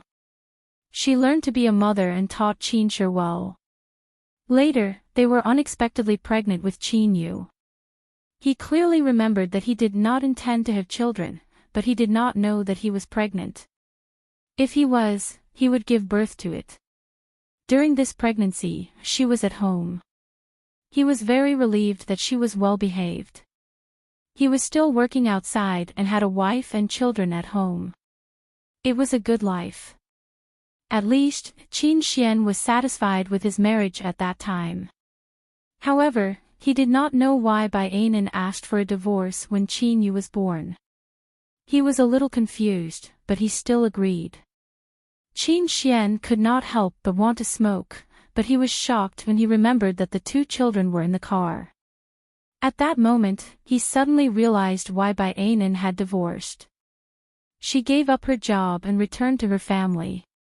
It was not because she did not want to work, but because she gave in for the sake of her marriage. However, he did not. He felt that it was natural and even put more energy into work and socializing. Although he did not take it seriously, he would always bring back some perfume. He remembered that she had asked him a few times. He felt that it was nothing. It was just that the young lady sat beside him and drank some wine. Her actions would not be too excessive. Everyone was like that. He did not want to stand out too much and make her unhappy. It was because of this that she wanted to get a divorce. It was not that she had no feelings for him. It was that she was disappointed in him and felt that he was not a good husband, right? Qin Xian looked ahead, his eyes a little bitter. But why didn't she have a good talk with him? She was sentenced to death just like that. His mood suddenly became complicated, so when he saw Bai Anan again, his mood was a little different. In addition, Lu Hong's assistant, who had followed him from abroad, was really eye-catching. She leaned over to Bai Anan and said something. It seemed to be to Bai Anan's favor. She smiled at the pretty boy, and it was actually quite sweet. Qin Xian was instantly very unhappy. He sat in the car and did not get out. He called her, "I'm here." Bai Anan answered, "Are you here?" "I'll be right out." Qin Xian could see that she put away the phone and said something to the young man. Then, she greeted Lu Hong and walked out. She was still wearing the long dress that made her waist look especially thin. Her long black hair was tied up and her face was exquisitely made up. Qin Xian looked at her for a while. "What did you talk about?" Bai Anan looked at the child and said, "It's about the investment." Qin Xian started the car and said calmly, "Don't you have enough assets to spend now?" She was a little surprised that he would ask this. After thinking for a moment, she slowly said, "When Qin Shi and Qin Yu go to school, of course I still have to work." At that time, the family will hire 2 aunties and a tutor. Those can't replace parents. Qin Xian didn't know why he was angry. In short, he was quite angry because she had thought of everything and didn't mention him. Bai Anan was even more surprised. She didn't understand why he suddenly lost his temper. Yes, he was unhappy. After being married to him for a few years, she could still understand his personality. He wasn't the kind of person who was easy to talk to, and he didn't give in to others. Why was he unhappy now? But now that they were not husband and wife, there was no need for her to please him and think about his feelings, so Qin Xian was unhappy because he was unhappy. No one coaxed him. At least Bai Anan had been interacting with the child and didn't take his words to heart. Qin Xian drove the car to a restaurant and stopped. He turned his head and said, "You should discuss these things with me." Bai Anan blinked her eyes. She was born good. In the past, she was too strong, so she didn't seem very close to him. Now, she was much softer. When she blinked her eyes, it was as if there were many little stars in them. Qin Xian stared into her eyes and said again, "I will always be the child's father." Bai Anan made an "oh" sound, then turned her head to the side and said nonchalantly, "I thought you would have other plans, such as getting married and having children. At that time, you might not care about Qin Shi and Qin Yu." Qin Xian frowned. "Are you sure you want to mention this in front of the child?" "Why can't I mention it?" Bai Anan's voice became more and more faint. "Our divorce is a fact, and they are not traumatized. They can also accept you remarrying. What else are you dissatisfied with? If you think that visiting them once a week is too much, you can change it to a month. You can discuss this with Qin Shi and Qin Yu." Qin Xian finally understood the meaning behind her words. Every time he came, she meant that she didn't care. As long as the child was happy, it was fine. If the child didn't want to see him, he didn't have to come. He leaned close to her and said in a low voice, "Bai Anan, what about you? Don't you care?" Bai Anan was a little speechless. "We're divorced. It doesn't matter to me." As she said that, she unbuckled her seatbelt and was about to get out of the car. Qin Xian suddenly grabbed her arm and said in a low voice, "Bai Anan." She turned her head and looked at him. She said strangely, "What's wrong?" He was really a little strange today. Did he not get along with his girlfriend? Qin Xian stared at her and suddenly asked, "Bai Anan, why did you divorce in the first place?" Bai Anan was stunned. She clearly didn't expect him to ask such a question. After a while, she smiled. "I just felt that I didn't love you anymore." "Liar." He suddenly got a little angry. "You still loved me when you divorced me." Bai Anan sighed. "Qin Xian, do you really have to bring this up?" She paused and said decisively, "Let's eat with the children. We'll talk after that." Qin Shi and Qin Yu widened their eyes, especially Qin Yu, who looked like she was watching a Korean drama. Qin Xian loosened his grip on her and let her go. After a while, he smiled and said, "We'll talk after the children fall asleep." Bai Anan knew that it was unlikely that he would let her go today. Although she didn't know why he suddenly did this, it definitely wasn't a good thing. She let out a long breath. "Get out of the car to eat." "Qin Shi, help your sister unbuckle her seatbelt." Qin Shi obediently agreed and unbuckled his seatbelt. Bai Anan got out of the car and naturally went to carry little Qin Yu. Qin Xian came over and picked up the little girl before her. He said calmly, "Let me carry her." Bai Anan moved a little and Qin Xian carried Qin Yu. Qin Yu could actually walk by herself, but with her father doting on her, the little girl didn't want to walk by herself. Qin Xian was also willing to dote on her. After walking into the restaurant and sitting down, Bai Anan realized that it was a candlelit restaurant. She looked at Qin Xian. Qin Xian flipped through the menu. It's the two children who want to eat. Bai Anan didn't say anything. She leaned back in the chair and listened to the pianist play the piano. Her side profile was very beautiful. Qin Xian looked up and saw her. He said hoarsely, "What do you want to eat?" Bai Anan turned around and smiled. "Anything." Qin Xian looked at her and then lowered his head to order a set meal for her and the two children based on his memory. There were only sporadic candlelight in the entire restaurant. The two children found it interesting and played with each other. Qin Xian kept looking at Bai Anan. She seemed to like the song very much and kept looking at it. They were sitting together. He didn't know how he managed to hold her hand. Bai Anan was shocked. She looked at him and instinctively wanted to pull her hand away. Qin Xian didn't let her and grabbed her slightly forcefully. He said in a low voice, "Don't move." Qin Xian, "What is this?" Bai Anan said in a low voice, "A candlelit dinner. Don't forget that you're a man with a girlfriend. It doesn't seem good to be ambiguous with your ex-wife." She still pulled her hand away. She was quite determined. Qin Xian didn't insist and took a sip of ice water.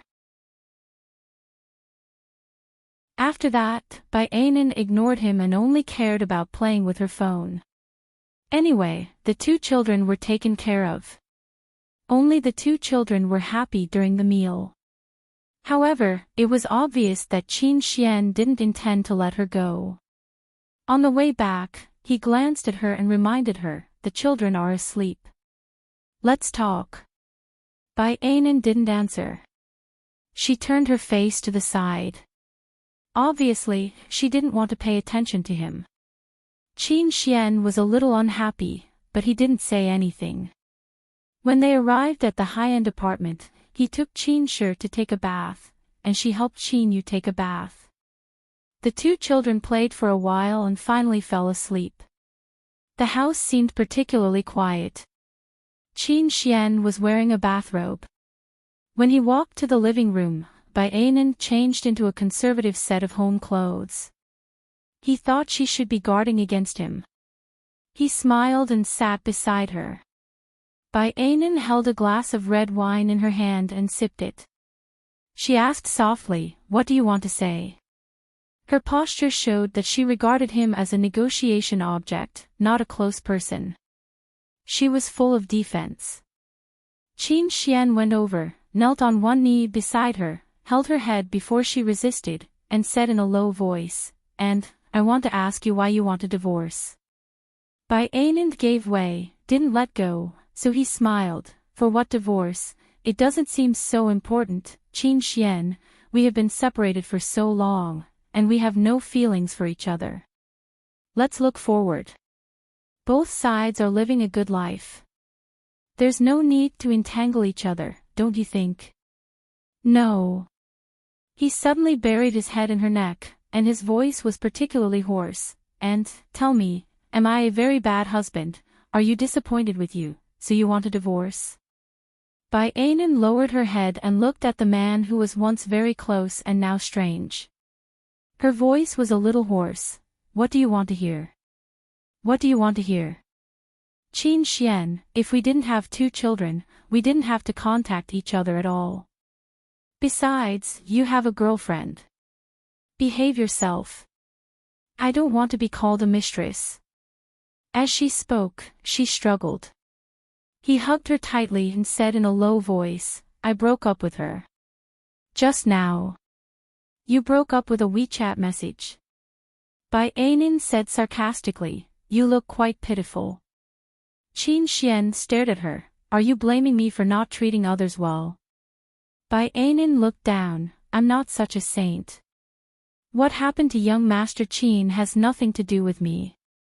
As soon as she finished speaking, he turned over, so fast that she couldn't resist. "Qin Xian, you're crazy." She pounded his back. "Do you know what you're doing? Our previous marriage was a failure enough. I don't want to do it again. However, no matter how powerful she was, it was nothing to him. After a long time, he was finally willing to let her go, and his voice seemed to be soaked in water. And then, tell me, are you disappointed in me?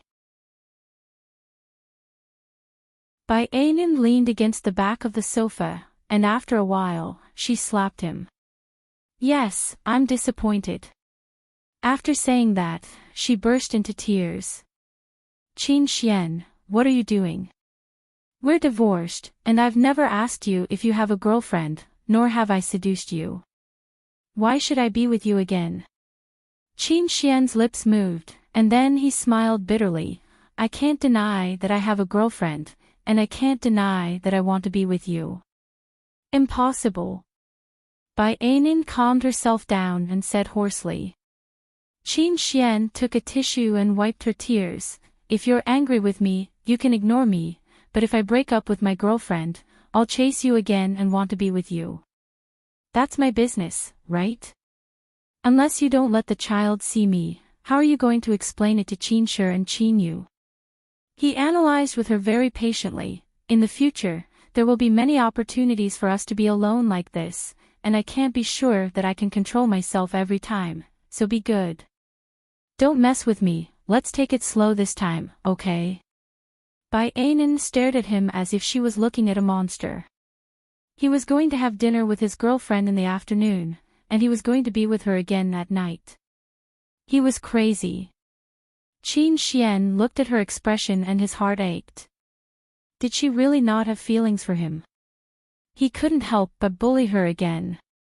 Ainin was afraid that Qin Shi and Qin Yu would hear and come over, and she would inevitably be taken advantage of.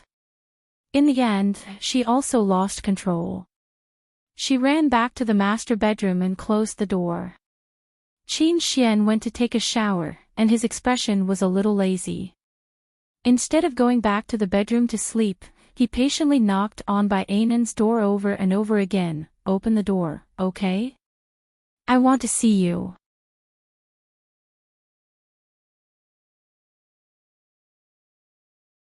Chapter 53-32. There were children sleeping at home, so his voice was rather soft. Ainin ignored him. He also knew that he had gone overboard. She had always been rather arrogant, but this time around, she had suffered a huge loss in his hands. He felt that he was a scumbag, but he could not help but bully her. He just wanted to see that she still cared about him. Even if he hated her, he had to show some emotion. The way she cried just now was rather attractive. Just as he was about to give up, the door opened and Ainin walked out with red eyes. Qin Xian went up to her. All right, don't cry. It's my fault. It won't happen again. Ainin put on a jacket and was dressed casually. The high collar of her shirt covered her neck. She said softly, I'm going out for a while. Look after Qin Shi and Qin Yu. She was unbelievably calm. Qin Xian grabbed her. It's so late. Where are you going? To buy medicine, she said coldly. You can't be thinking of having a third child, right?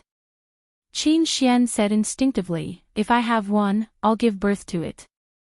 I'm not your fertility machine, Ainin said coldly. Qin Xian felt a stab of pain as he stared at her. Ainin was in a bad mood. She pushed him away and was about to go out. Qin Xian pulled her back and said hoarsely, I'll go. With that said, he dragged her back and looked at her quietly for a while. I'll go change. Ainin did not object and looked at him quietly.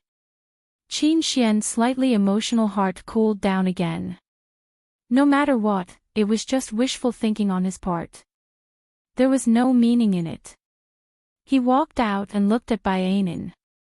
She was resting on the sofa, which had been cleaned up. His eyes darkened as he took the car keys. I'll be back in a while. Ainin did not say anything and just looked at him quietly. Qin Xian went downstairs and got into the car. He sat down and smoked a few cigarettes, reminiscing about it for a while. They had not been husband and wife for a long time. Although it was only his idea, it had happened. It was reasonable for her to be angry at him. As he drove, he was a little against her taking the medicine, so he drove around a few times before he bought the medicine. When he brought it back, it was already 1:00 at night. Bai Anan was lying on the ground, seemingly asleep. Qin Xian opened the door and saw her lying on the sofa. He suddenly remembered that when they were still husband and wife, she would occasionally lie on the sofa like this and wait for him to come home. He more or less had some perfume on him. He thought that as long as he didn't cross the line, it would be fine. Now that he thought about it, she really cared. He really wanted to know if she was only unhappy in that marriage. However, he couldn't bring himself to ask, fearing that her answer would pierce his heart. Qin Xian walked to the front of the sofa, squatted down, and said softly, "Anne." Bai Anan slowly opened her eyes and looked at him. After a while, she seemed to remember something and shifted her expression a little defensively. He felt pain in his eyes. "I'll get you a glass of water." As he spoke, he got up to pour her a glass of water and sat beside her. While she was taking the medicine, he couldn't help but ask, "You really don't plan to keep the child?" Bai Anan looked at him and said hoarsely, "You're thinking too much." Qin Xian grabbed her hand. "Anything else, I won't force you for the time being." Bai Anan broke free and leaned weakly against the back of the sofa. She closed her eyes. "If I had known that you would do this, I wouldn't have let you stay. In the future." "Qin Xian, you can't stay here overnight anymore. Are you afraid?" He leaned over and murmured. "Weren't you happy just now?" After they divorced, she would be alone. He was quite sure. In his heart, he also felt that it was a pity. He shouldn't have let her go just like that. Bai Anan still closed her eyes. "If it weren't for Qin Shi and Qin Yu, I would definitely sue you to death and let you sit in jail for a long time." Qin Xian said hoarsely, "You're willing to?" "I'm willing," she said with certainty. He laughed softly and buried his face in her shoulder. "Then you can sue me next time. I can't guarantee that this will be the last time." Bai Anan was so angry that she reached out and slapped him. Her hand was caught by him. He stared at her and said very slowly, and I won't force you. At least, I won't do this again until you're willing." He didn't want her to keep taking medicine. Besides, what was the point of her not being willing? He was the only one who was happy. Bai Anan stretched out her foot and kicked him. "Get out of here now." Qin Xian chuckled and got up. "Okay, I'll go first." He could understand that she didn't want to see him. She said that she didn't send him to jail, and he knew that what she said was true. He had indeed behaved too badly. It could be considered coercion. Qin Xian adjusted his clothes and went to look at the child. He said, "Then I'll come back next week." He paused for a moment. "You can rest assured that I won't force you again." Bai Anan sat quietly alone. When he was about to open the door and leave, she whispered, "Qin Xian." His body froze and he turned around. "Is there anything else?" Bai Anan looked up at him and said softly, "You just want to know why I divorced you." "You guessed right. It's disappointment." Her eyes were calm. "I thought that marriage was mutual tolerance, so I was willing to tolerate you. Moreover, I'm 2 years older than you. I thought that I wouldn't do things that you didn't like. I would do my duty as a wife, and our marriage would be harmonious. You would cherish it, but you didn't. It was already very difficult for me to have a child, and I had Qin Yu. Those days when I was waiting for you to come home, I felt that it was like a year. When I was pregnant with a child, I always thought that my husband was having fun outside, and there was a girl who was younger and prettier than me in his arms. I changed so much for my marriage, but it was useless. So after giving birth to Chinyu, I felt that I had to reduce my burden. At least, I wouldn't cry for you anymore. Qin Xian was stunned. Although he had already figured out the reason, he had never thought that she would be so sad. Bai Ainin forced a smile. Qin Xian, I'm really disappointed. I don't want to do it again. Qin Xian turned around and squatted in front of her. He said softly, nothing happened between me and those women. We were just socializing together. Perhaps those women would occasionally leave some perfume or lipstick marks on his shirt, but she would understand all of that. This was how socializing was. It was impossible for her to not see that kind of scene. Bai Ainin looked down. Qin Xian, you don't like that kind of occasion. You just don't care because you think that I won't care about this kind of thing after we get married, right? Qin Xian was stunned. Bai Ainin smiled. See, it's like this. It's not that I haven't told you that I care, but your bottom line is different from mine, so we can't be together. He felt that it was natural for her to change from a strong woman to a housewife. How could there be such a logic in this world? Bai Ainin wanted to leave him. She had thought about it for 2 years, and after that, her life wasn't too satisfactory. It was just that Qin Xian didn't care much, but she was very unhappy. Qin Xian raised his head to look at her. She was very calm. Very calm, as if she was talking about an insignificant past. Qin Xian's voice was low and hoarse. Ainin, it won't happen again. Bai Ainin said mockingly, I know that your girlfriend will fight with you later on. Little young Master Qin will cultivate his character and not step into those occasions anymore. Qin Xian frowned. Bai Ainin, you know that it's not like that. He wanted to say something else, but she didn't want to say anything more to him. She sat there quietly. Qin Xian still left, but he didn't drive away immediately. Instead, he sat in the car and smoked quietly. He thought that he must have missed her for the past 2 years. It was just that she had gone abroad, and his thoughts seemed to have faded. Qin Xian thought about it quietly. Slowly, he developed a determination to get her. Bai Ainin sat on the sofa alone for a long time. In the days that followed, Qin Shi went to school and Qin Yu went to nursery. She started to invest with Lu Hong and would occasionally go to the law firm.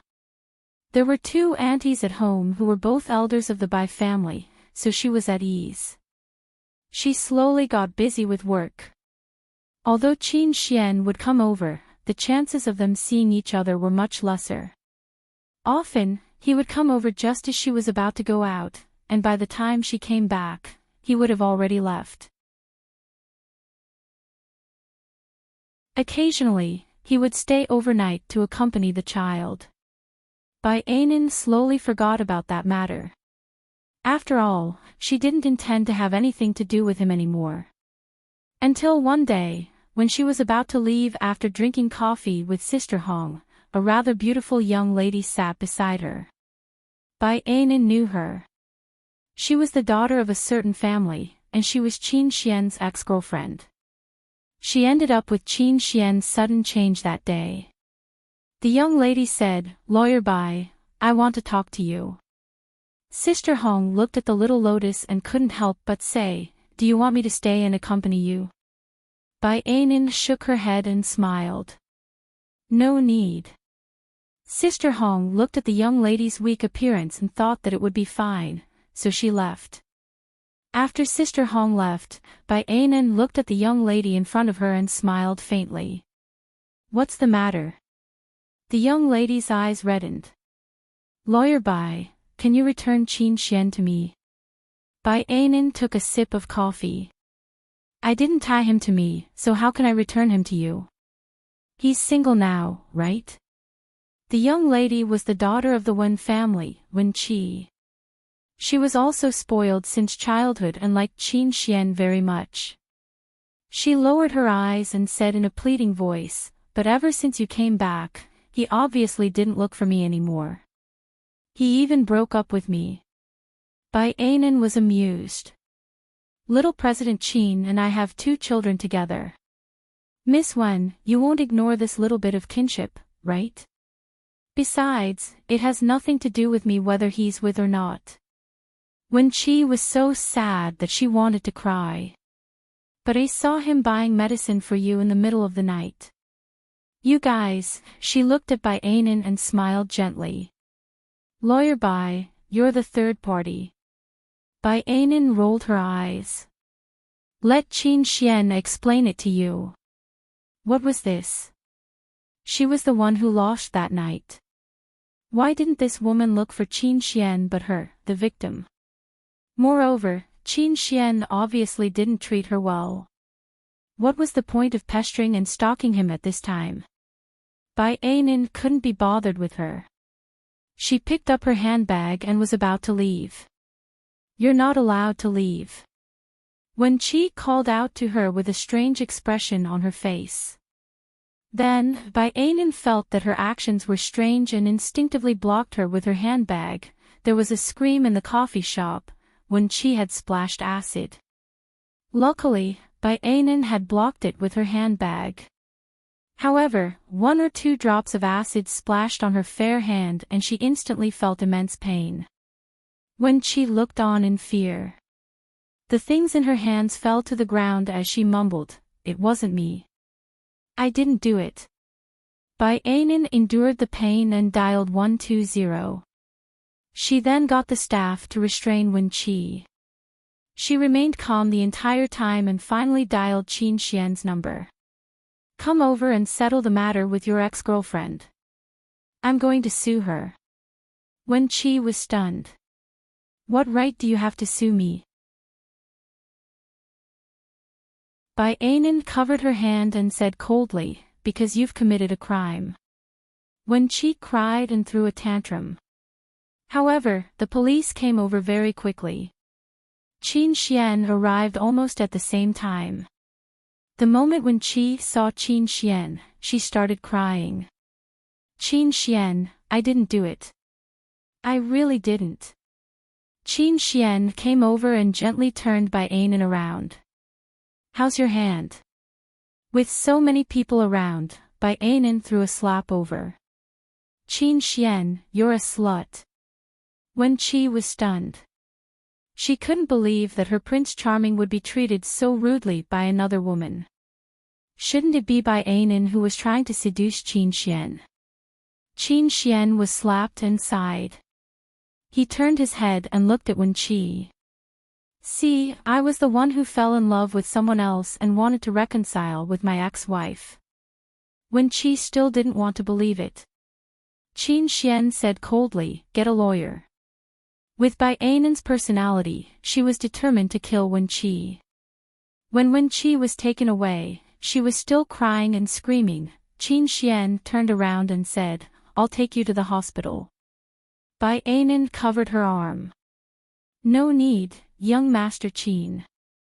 He knew that she was angry, so he simply carried her to his car. Bai Anan slapped him a few times, but he didn't care too much. When they sat in the car, he grabbed her hand and looked at it. It wasn't a big problem. It was just a little bit, but it looked very painful. Qin Xian's voice was hoarse. "Anan, it won't happen again." Bai Anan turned her head and said, "Qin Xian, why am I the one who gets hurt every time you flirt with me? Do you think I'll still be willing to be with you?" He looked at her quietly and said softly, "I can wait." Bai Anan turned her face away, but she didn't want to listen anymore. Later, she went to the hospital. Qin Chen personally treated her to ensure that there would be no scars. After the treatment, he took her back. Bai Anan was a little tired, so she leaned against the back of the chair to rest. When she woke up, she found that she wasn't at her apartment, but somewhere else. Qin Xian unbuckled his seatbelt and explained, "This is the apartment I live in." Bai Anan wanted to get out of the car, but he gently held her down. "It's best not to let Qin Shi and Qin Yu know that you're hurt." Bai Anan looked at him quietly. "Don't you want to ruin your image in their hearts?" Qin Xian actually smiled and looked at her. Bai Anan got out of the car and said, "If you dare to do it again, I'll send you to prison to accompany Wen Qi." "How ruthless." He chuckled. Bai Anan said as she walked, "I'm not as ruthless as you. I think your little girlfriend is quite miserable."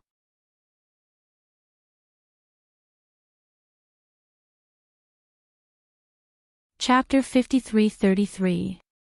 Bai Anan ignored him and walked straight into the elevator.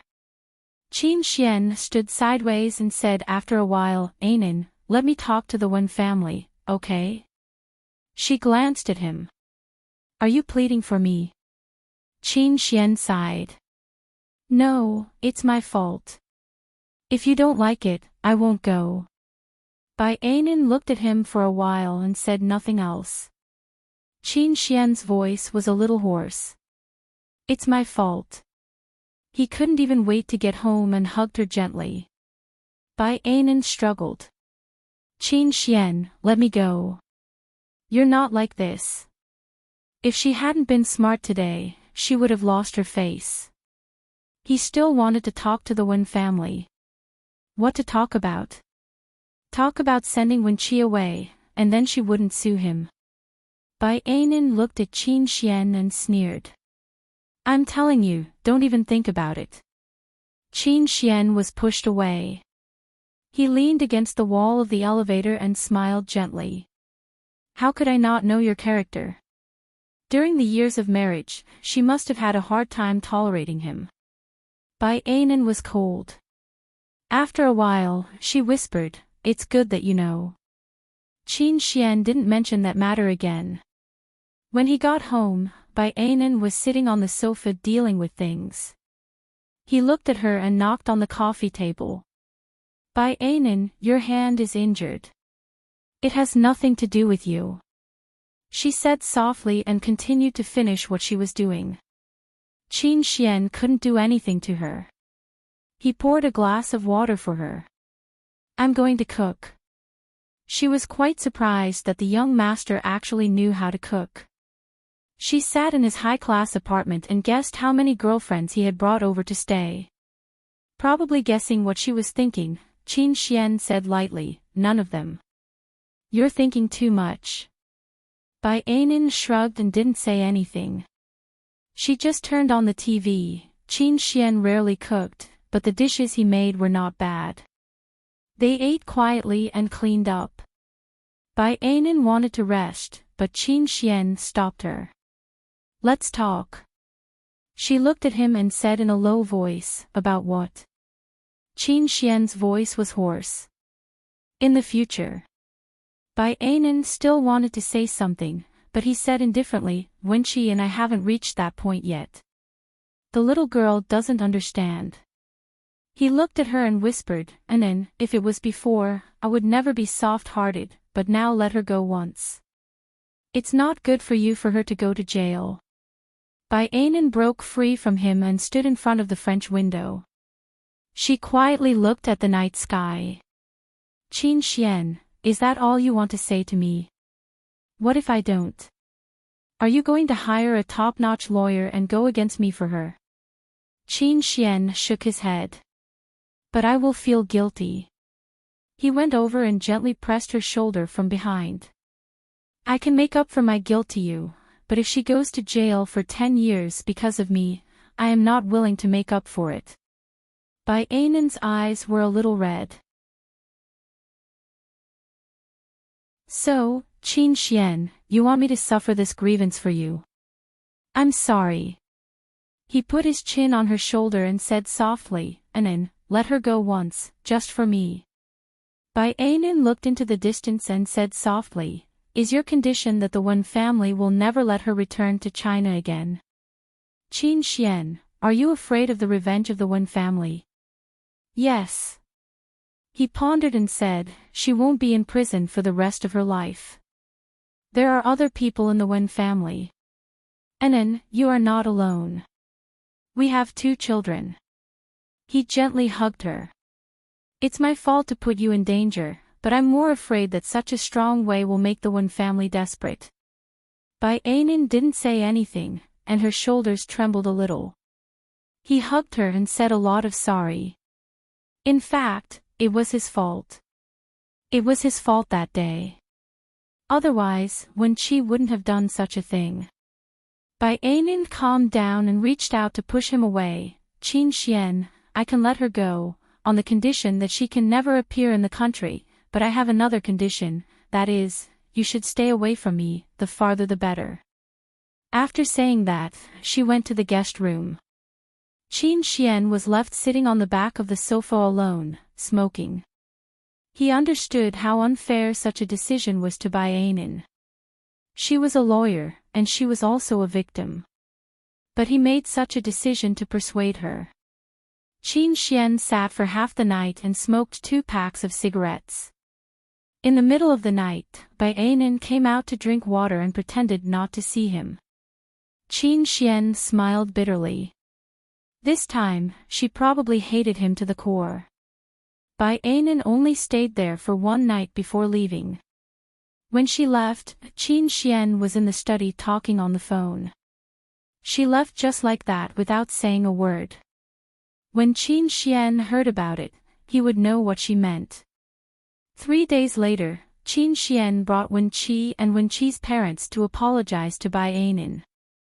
Bai Anan came out of the law firm and looked at them with a faint smile. You don't have to apologize. Just look after little President Qin. Wen Qi's parents were a little uncomfortable. Wen Qi's mother smiled. Lawyer Bai, actually, Wen Qi and Qin Xian are just ordinary boyfriend and girlfriend. Bai Anan interrupted rudely. I don't know if they're ordinary or not, but they both harmed me. Logically speaking, they should go to jail together. You don't have to apologize. Just stay away from me in the future. Wen Qi was really scared after a few days. She came over and whispered, Lawyer Bai, I know you won't believe me no matter what I say. But, Qin Xian really likes you. Bai Anan looked at Qin Xian and smirked coldly. Pausing for a moment, she said, Is that so? Then, I'm sorry. Next time, remember to splash something on that scumbag. I'm innocent too. After saying that, she got into her car and drove away. Wen Qi's parents were embarrassed. However, they were glad that the other party had let their daughter go. After scolding her a little more, Wen Qi, who was a spoiled little girl, burst into tears. Qin Xian was annoyed and said goodbye indifferently. Wen Qi stopped him and asked softly, Qin Xian, you've been waiting for her all this time, haven't you? Qin Xian was stunned for a moment. After a long time, he smiled faintly. But, she doesn't want me anymore. She called him a scumbag. Thinking about it, he was indeed quite a scumbag. Qin Xian drove away and caught up with Bai Anan.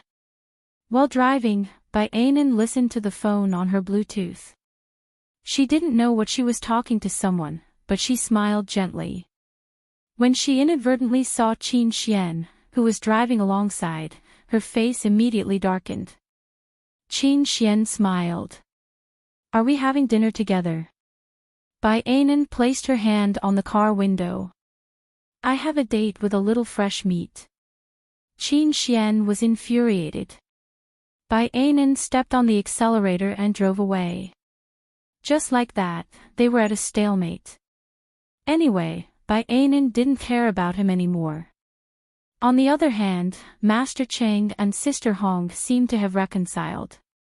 Initially, it was a mess because Master Cheng always taught little Yu how to use vulgarities. Sister Hong didn't allow him to come, but he still taught him. In the end, little Yu actually started to use vulgarities. When he opened his mouth, Sister Hong was stunned. Master Ching said that it was his credit, and no one could take it away. He taught little Yu Yu every day, and little Yu Yu learned every day. Later on, Sister Hong decided to accept Master Ching. Now that Master Ching had a wife, he was much more restrained. He also became more refined and put on an act. Sometimes, when he saw Qin Xian alone, he would sneer at him, making little young Master Qin extremely angry. Unknowingly, half a year had passed. Qin Xian had no one by his side and his heart was with Baianin. Everyone in the Qin family could tell that they sympathized with him. At that time, he was so decisive during the divorce. Now, he was cozying up to her and she didn't care about him. It was said that Baianin was surrounded by many young and good-looking boys. She was also rich and lived a happy life. In the Qin family's mansion, Qin Xian was wearing a white casual outfit and flipping through a magazine. Qin Yi Huan was beside him and smiled. "Why aren't you going to see Qin Shi and Qin Yu?" Qin Xian smiled faintly. They went to Grandpa and Grandma's house. Qin Yi Huan laughed. "Then you can look for Baianin." Qin Xian didn't say anything. Yi Huan went over and placed her hand on his. "What's wrong, brother?" Qin Xian looked outside and said calmly, "She's angry with me. Later, after what happened to Wenqi, she probably looks down on me." Qin Yi Huan nodded understandingly. "That's true. If I were a woman, I would be angry too. Even if your choice was very good, it was still wrong. She was hurt by Wenqi because of you. Fortunately, she was fine. If something had happened, Ainan's life would." Qin Xian tilted his head. "I don't want her and I to bear the burden of another person's life in the future, so I would rather let Wenqi go." He paused for a moment. "If I don't want to be with Ainan, Wenqi will never be able to get out of prison." Yi Huan clicked her tongue a few times. "What's the use of being ruthless to me? You're like a little wolf dog in front of Ainan. I heard that she always slaps you in the face, right? I also heard that you bought her medicine in the middle of the night. You forced her, right? I think she looks down on you very much." Qin Xian was angry. "Yi Huan, don't go too far." Qin Yi Huan was not afraid of him. She clicked her tongue a few times. "I'm just telling the truth." Qin Xian said in a cold voice, "I'll go back first." Yi Huan called him, "Wait a minute." Qin Xian turned his head. "What else can I do?" Qin Yi Huan went over and smiled. "Brother, in fact, Ainan used to love you very much. Be patient. A broken heart needs to be made up slowly." Qin Xian's voice was hoarse. "How do you know she loves me?" Yi Huan hugged him. "Because Ms. An is not a person who will settle for the next best thing. She will not make do with it. She is willing to marry you because she really loves you. I thought you knew it before, and I thought you loved her very much and knew her very well. But it's a pity that you let go so easily. Don't let go again this time. A woman's heart can't stand being hurt again." Qin Xian's voice was hoarse. "Really?" Yi Huan said, "A woman always knows a woman better. Brother, she is a good woman. You let her down in the past.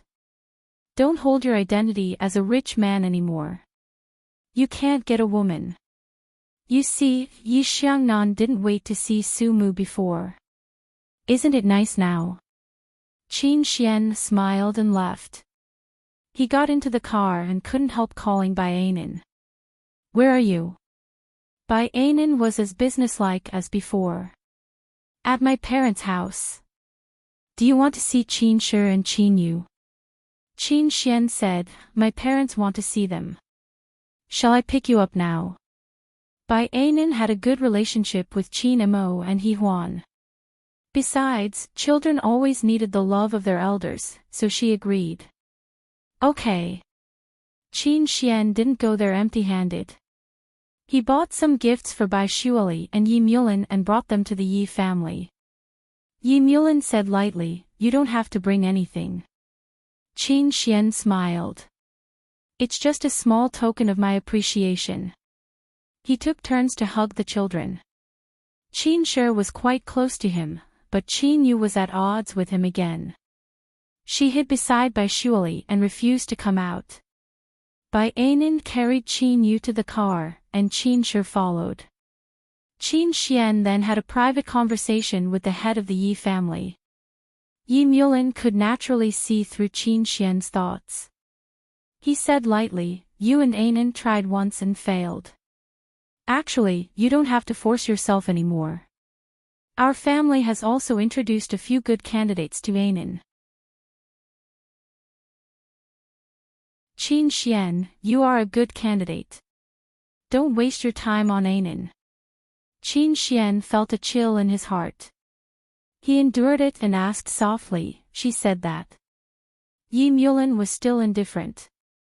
"If she wanted to, she would have been with you long ago. It has been so long, hasn't it? Besides, what you did last time was wrong. Although Anan is not spoiled, she is still the apple of our eyes. You can't ruin her like this." Qin Xian apologized in a low voice. Yi Mulin said again, "No matter how much we object, it still depends on Anan. So you don't have to please us." This was a very rude remark. Qin Xian accepted it silently. When he got into the car, he was in a bad mood. However, he still looked at Bai Anan with a faint smile. "Go buy some ingredients. We'll barbecue in the yard tonight. The children love it." The servants at home had already prepared these things. However, he still brought the children to buy some of their favorite food and filled the trunk. When they arrived at the Qin family, the children had a great time. Yi Huan looked for Bai Anan and chatted about things that women liked. She had a good relationship with Bai Anan. It was a miracle. At night, it was cold in the yard. The children put on extra clothes. Bai Anan sat on the lounge chair, grilling chicken wings gently. She had just finished grilling them when someone snatched them away. She looked up and saw Qin Xian sitting beside her, eating the chicken wings that she had grilled. She looked at him silently for a long time before saying softly, "Boring." Qin Xian ate one quickly and took the things in her hands to grill for her. He then said softly, "Your father said that you are on a blind date." She nodded but did not deny it. Qin Xian leaned closer. "Have you found someone suitable?" Bai Anan shifted. "It doesn't seem to have anything to do with you." "How can it not have anything to do with me?" He smiled. "I have to see if she's better than me. Otherwise, you'll be at a disadvantage." She could not stand his shamelessness and snorted coldly. "What about you? I haven't seen you find anyone good either." After they parted, Qin Xian's girlfriends seemed to be the same. They were pure, cute, obedient. Others did not know his dark thoughts, but she knew them clearly. They were easy to control. Only he could dump them, and it would never be the girl who dumped him. Bai Anan said viciously, "Qin Xian, how unconfident are you?" Qin Xian raised his brows. "How could you not know whether I'm confident or not?" He then said in a deep voice, "Don't think of me as a playboy. Even though I can't say that I've been chaste for the past few years, I haven't been messing around. It was mainly because he chose. His ex-wife was such a beautiful woman. Few women could move his heart. Finding a girlfriend was just to have a meal together when he had time. That was why he felt that it was indeed his fault to let Wen Qi go to prison for 10 years. Bai Anan did not say anything. She looked at the fire quietly. Qin Xian said in a low voice, Anan, let's start over, okay? Bai Anan half lay down. I'm not interested. After that, she looked at him up and down. Young Master Qin, you're just like this. For someone who had the best time of his life, she had eaten a big meal, so she did not miss it so much. Besides, a divorced woman would not be so impulsive.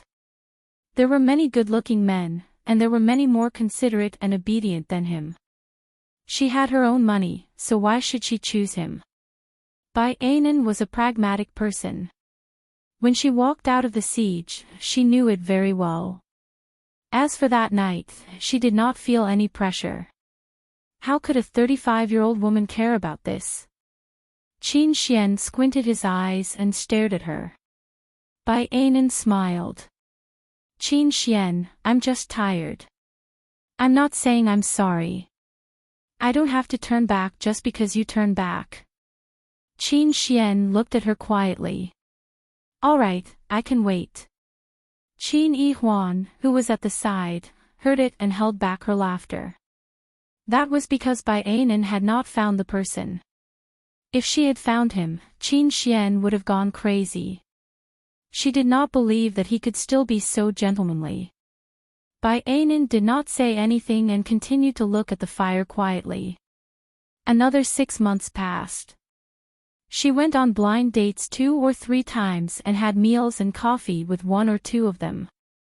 After that, there was no after. After work, she went shopping with Sister Hong. Sister Hong was in a good mood because Yu Yu had learned a lot of lyrics recently.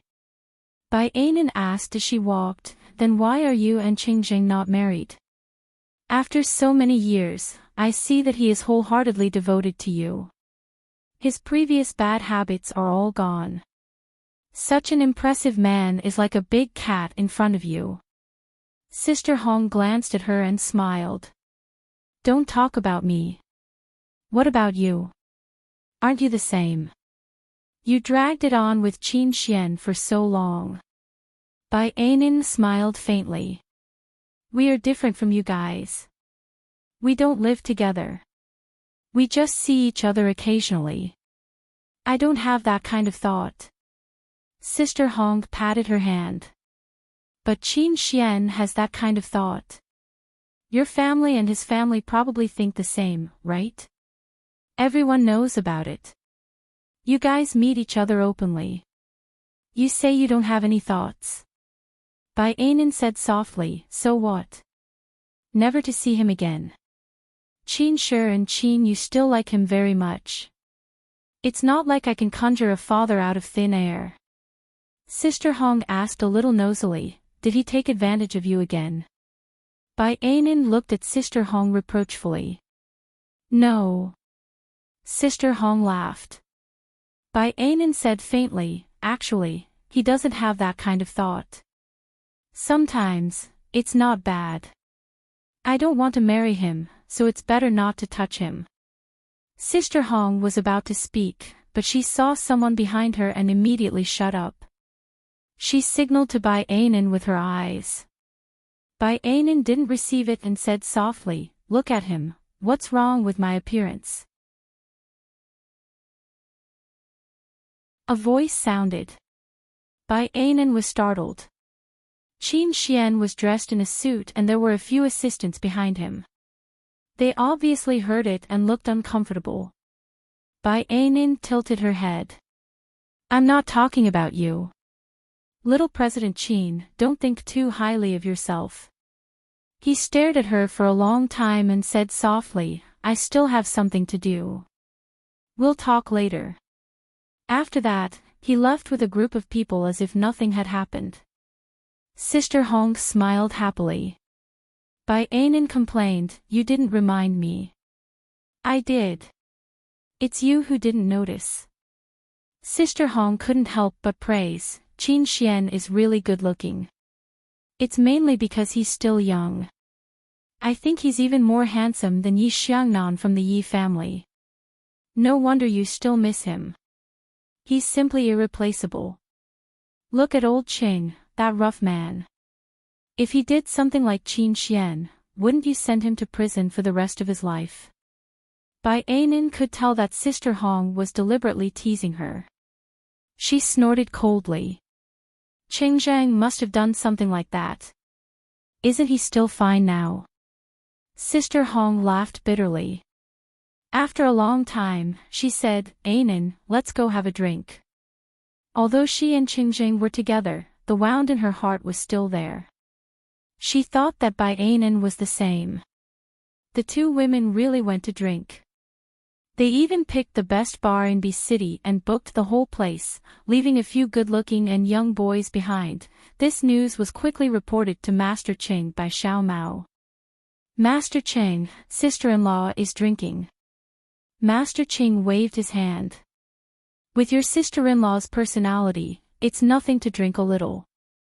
Xiao Mao swallowed his saliva. Sister-in-law and lawyer Bai left a few good boys behind. Master Cheng immediately slammed the table and stood up. What? Let's go now. Xiao Mao went forward to appease him. Master Cheng, you can't do that. Think about it, sister-in-law just wants to be happy. If you meddle so much, sister-in-law will be unhappy. If she's unhappy, she'll shut you out. Xiao Mao said and looked at his boss eagerly. Master Cheng touched his chin and nodded. That's true. He looked at Xiao Mao. How about this, you keep a close eye on them. If anyone dares to touch your sister-in-law, chop off their claws. Xiao Mao swallowed his saliva. What if it was sister-in-law who made a move on him? Master Cheng immediately exploded. Your sister-in-law is only interested in me. Xiao Mao touched his nose. All right, I'll watch.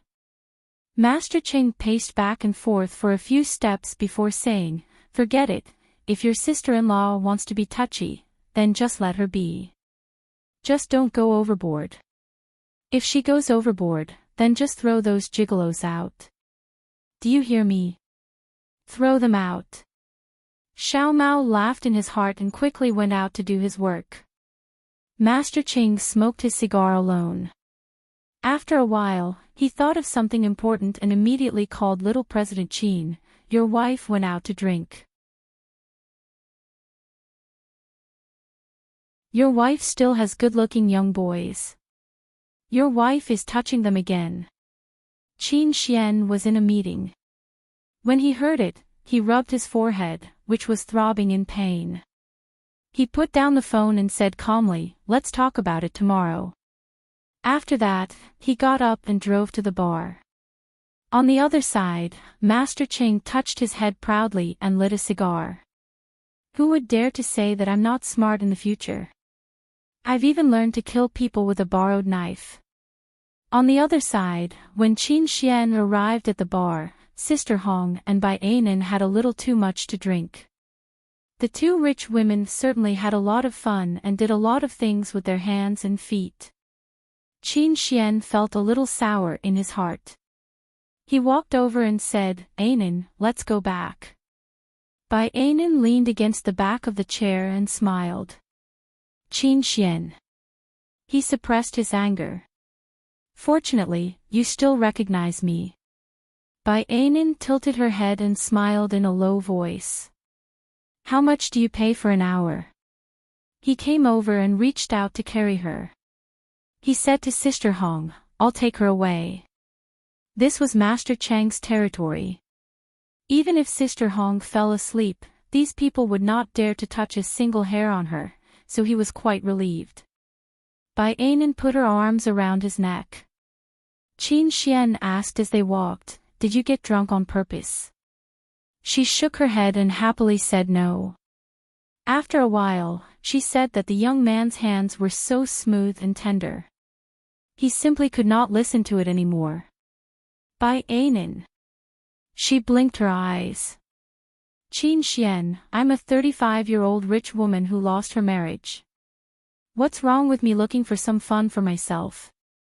For a moment, he did not know what to say. He was the cause of her losing her marriage. His voice was hoarse. If you want to have fun, you can look for me. Bai Anan put her arms around his neck and said very slowly, Qin Xian, you're 33 years old. Your skin has lost its elasticity and you're old. She buried her head in his neck and giggled. Young men all call me little sister. Qin Xian, can you call me that too? He was sure that she was really drunk. He reached out and patted her as a punishment. His voice was hoarse. Bai Anan. She was drunk and refused to let go of his neck. She was even touching him. Qin Xian pressed her against the car door and asked dangerously, Do you know who I am? A good-looking young man. She leaned on his shoulder and giggled. Her long hair spread all the way to her waist. At that moment, Qin Xian was a little drunk. He brushed aside her hair and said hoarsely, Bai Anan, you said that you were looking for someone. Have you found him? She shook her head and put her arms around his neck.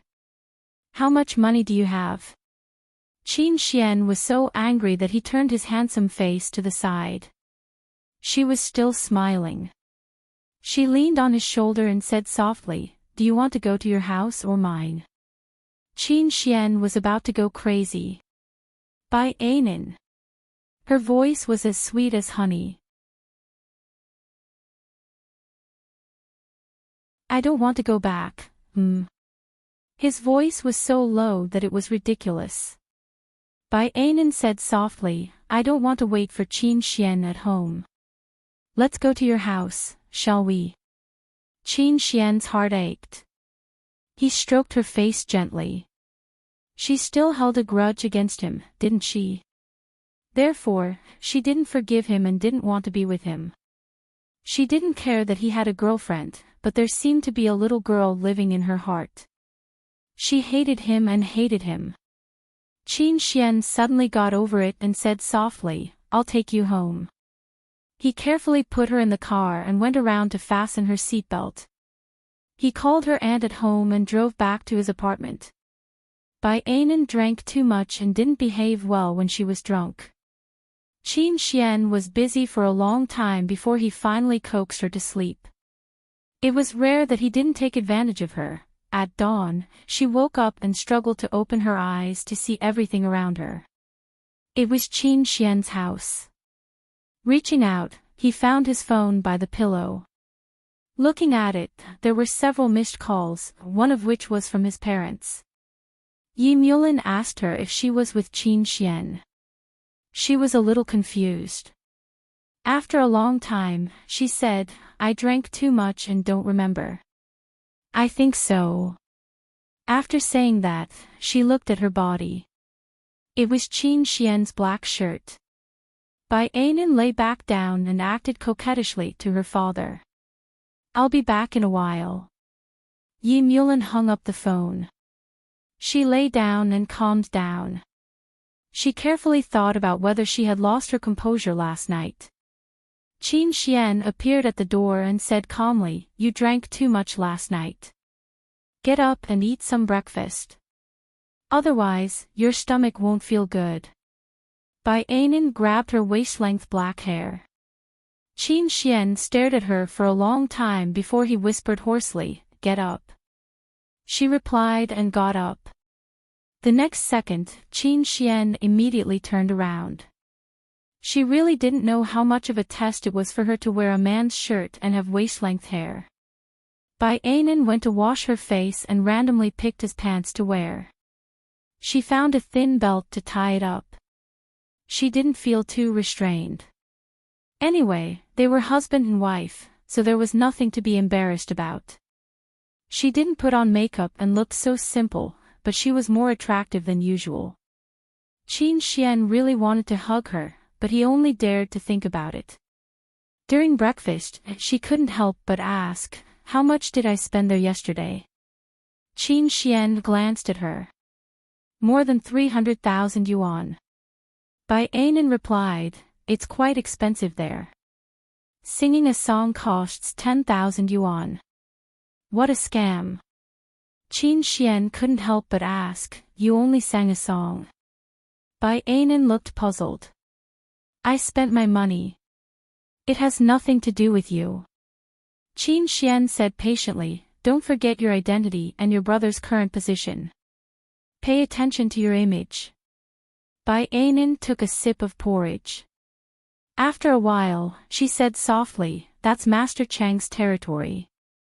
No one will see. Next time, bring Yi Huan with you. Qin Xian knocked on the table. Bai Ainin, do you need a man to accompany you that much? She blinked. I'm single. Is there anything wrong with that? He was so angry that he ignored her. After breakfast, he went to the study. Bai Ainin was still a little dizzy. She didn't want to go back and let Qin Shi and Qin Yu see her like this, so she watched TV at his home. Qin Xian finished his work and walked out. When he saw that she was still there, he couldn't help but say, don't you need a young man to accompany you? What are you doing at an old man's place? Bai Ainin replied with an oh and turned off the TV. She slowly got up and went back to the guest room. After a while, she came out with her bag and was about to leave. Qin Xian stopped her. Bai Ainin. Bai Ainin kicked him. Qin Xian, do you really think you can control me? After saying that, she was about to leave again. He was anxious and hooked her waist from behind. Bai Ainin, try it. Bai Ainin struggled but couldn't break free. He leaned over and said coldly, you dare to treat me like this because you're sure that I like you, and you're sure that I can't let go of you, right? If you were to find someone better than me, I wouldn't care about you. But you're so illiterate, learning to drink and even looking for someone to accompany you. He was cold, but Bai Ainin's voice was even colder. Qin Xian, isn't this the life you liked in the past? Why are you still double standards now? Besides, we're not in a relationship now. You don't have to care about me. She stepped on his foot and was about to leave, but the corners of her eyes were already secretly red. Qin Xian hugged her from behind and said hoarsely, you really know how to torture me. He carried her back and placed her on the sofa. Bai Ainin's expression wasn't good. He raised his head and looked at her. His tone softened. If you can't drink, then don't drink. You're deliberately making things difficult for yourself and others, aren't you? With these words, he actually swallowed the matter back down. Bai Ainin lowered her head and looked at him. Her eyes were still red. Qin Xian said, I know you're feeling bad, but Ainin, even if you ruin yourself, don't change yourself. Don't change yourself for me. She was good, really good. He was the one who didn't deserve her. Yi Huan was right, he was the one who let her down. She was such a good woman, but he had still let her down. He had ignored her feelings. Bai Ainin turned her head. Qin Xian, you don't have to say that. Last night was the real me. She said softly, I'm 35 years old. I'm not an innocent little girl. I can take responsibility for what happened. He was stunned. Bai Ainin smiled. Right? You don't understand women at all, and you don't understand me either. I'm not bound by feelings. Do you think I'll keep my chastity for you? No, just like what happened between us back then. If I have a boyfriend in the future, I won't feel sorry for him because I've never cheated on him. Qin Xian's heart was bleeding. He thought that she had been soft-hearted for the past 6 months. At the end of the day, she really didn't mind finding a young and good-looking man to accompany her. He said hoarsely, if you want to find someone, why don't you consider me? Bai Ainin was shocked. She wanted to say something, but he had already lowered his head. His voice was a little pained. And then, don't torture me like this. He still didn't do anything to her because he couldn't bear to.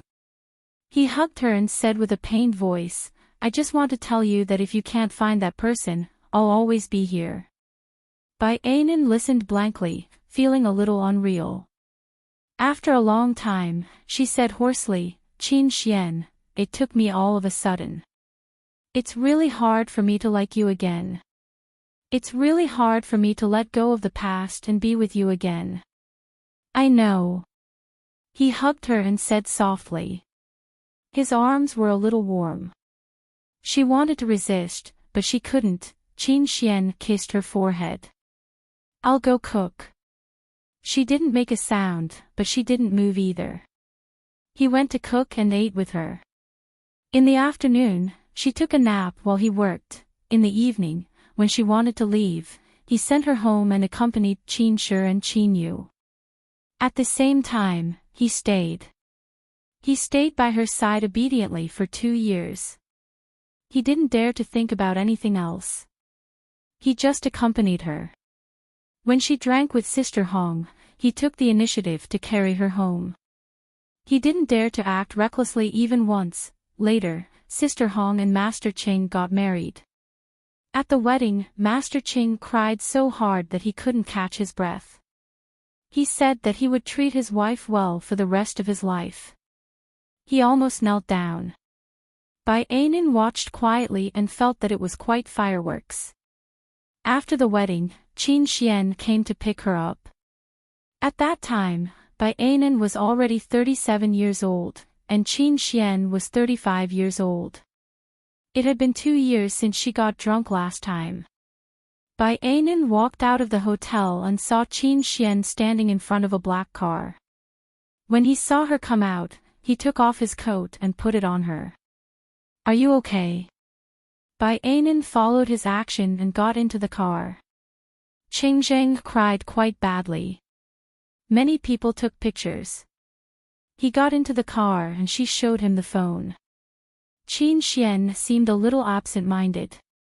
He grabbed her hand for a while. Bai Anan raised an eyebrow. "What's wrong?" Qin Xian looked at her quietly. "Envin, have you found that person in the past 2 years?" Bai Anan smiled. "Not yet." He took the phone away and held her face. "Then do you want to think about me again?" She didn't say anything and just looked back at him. Qin Xian spread her hair and sighed. And today is my birthday. I'm 35 years old." Bai Anan asked him softly, "Have you found that person?" He smiled. "I found him."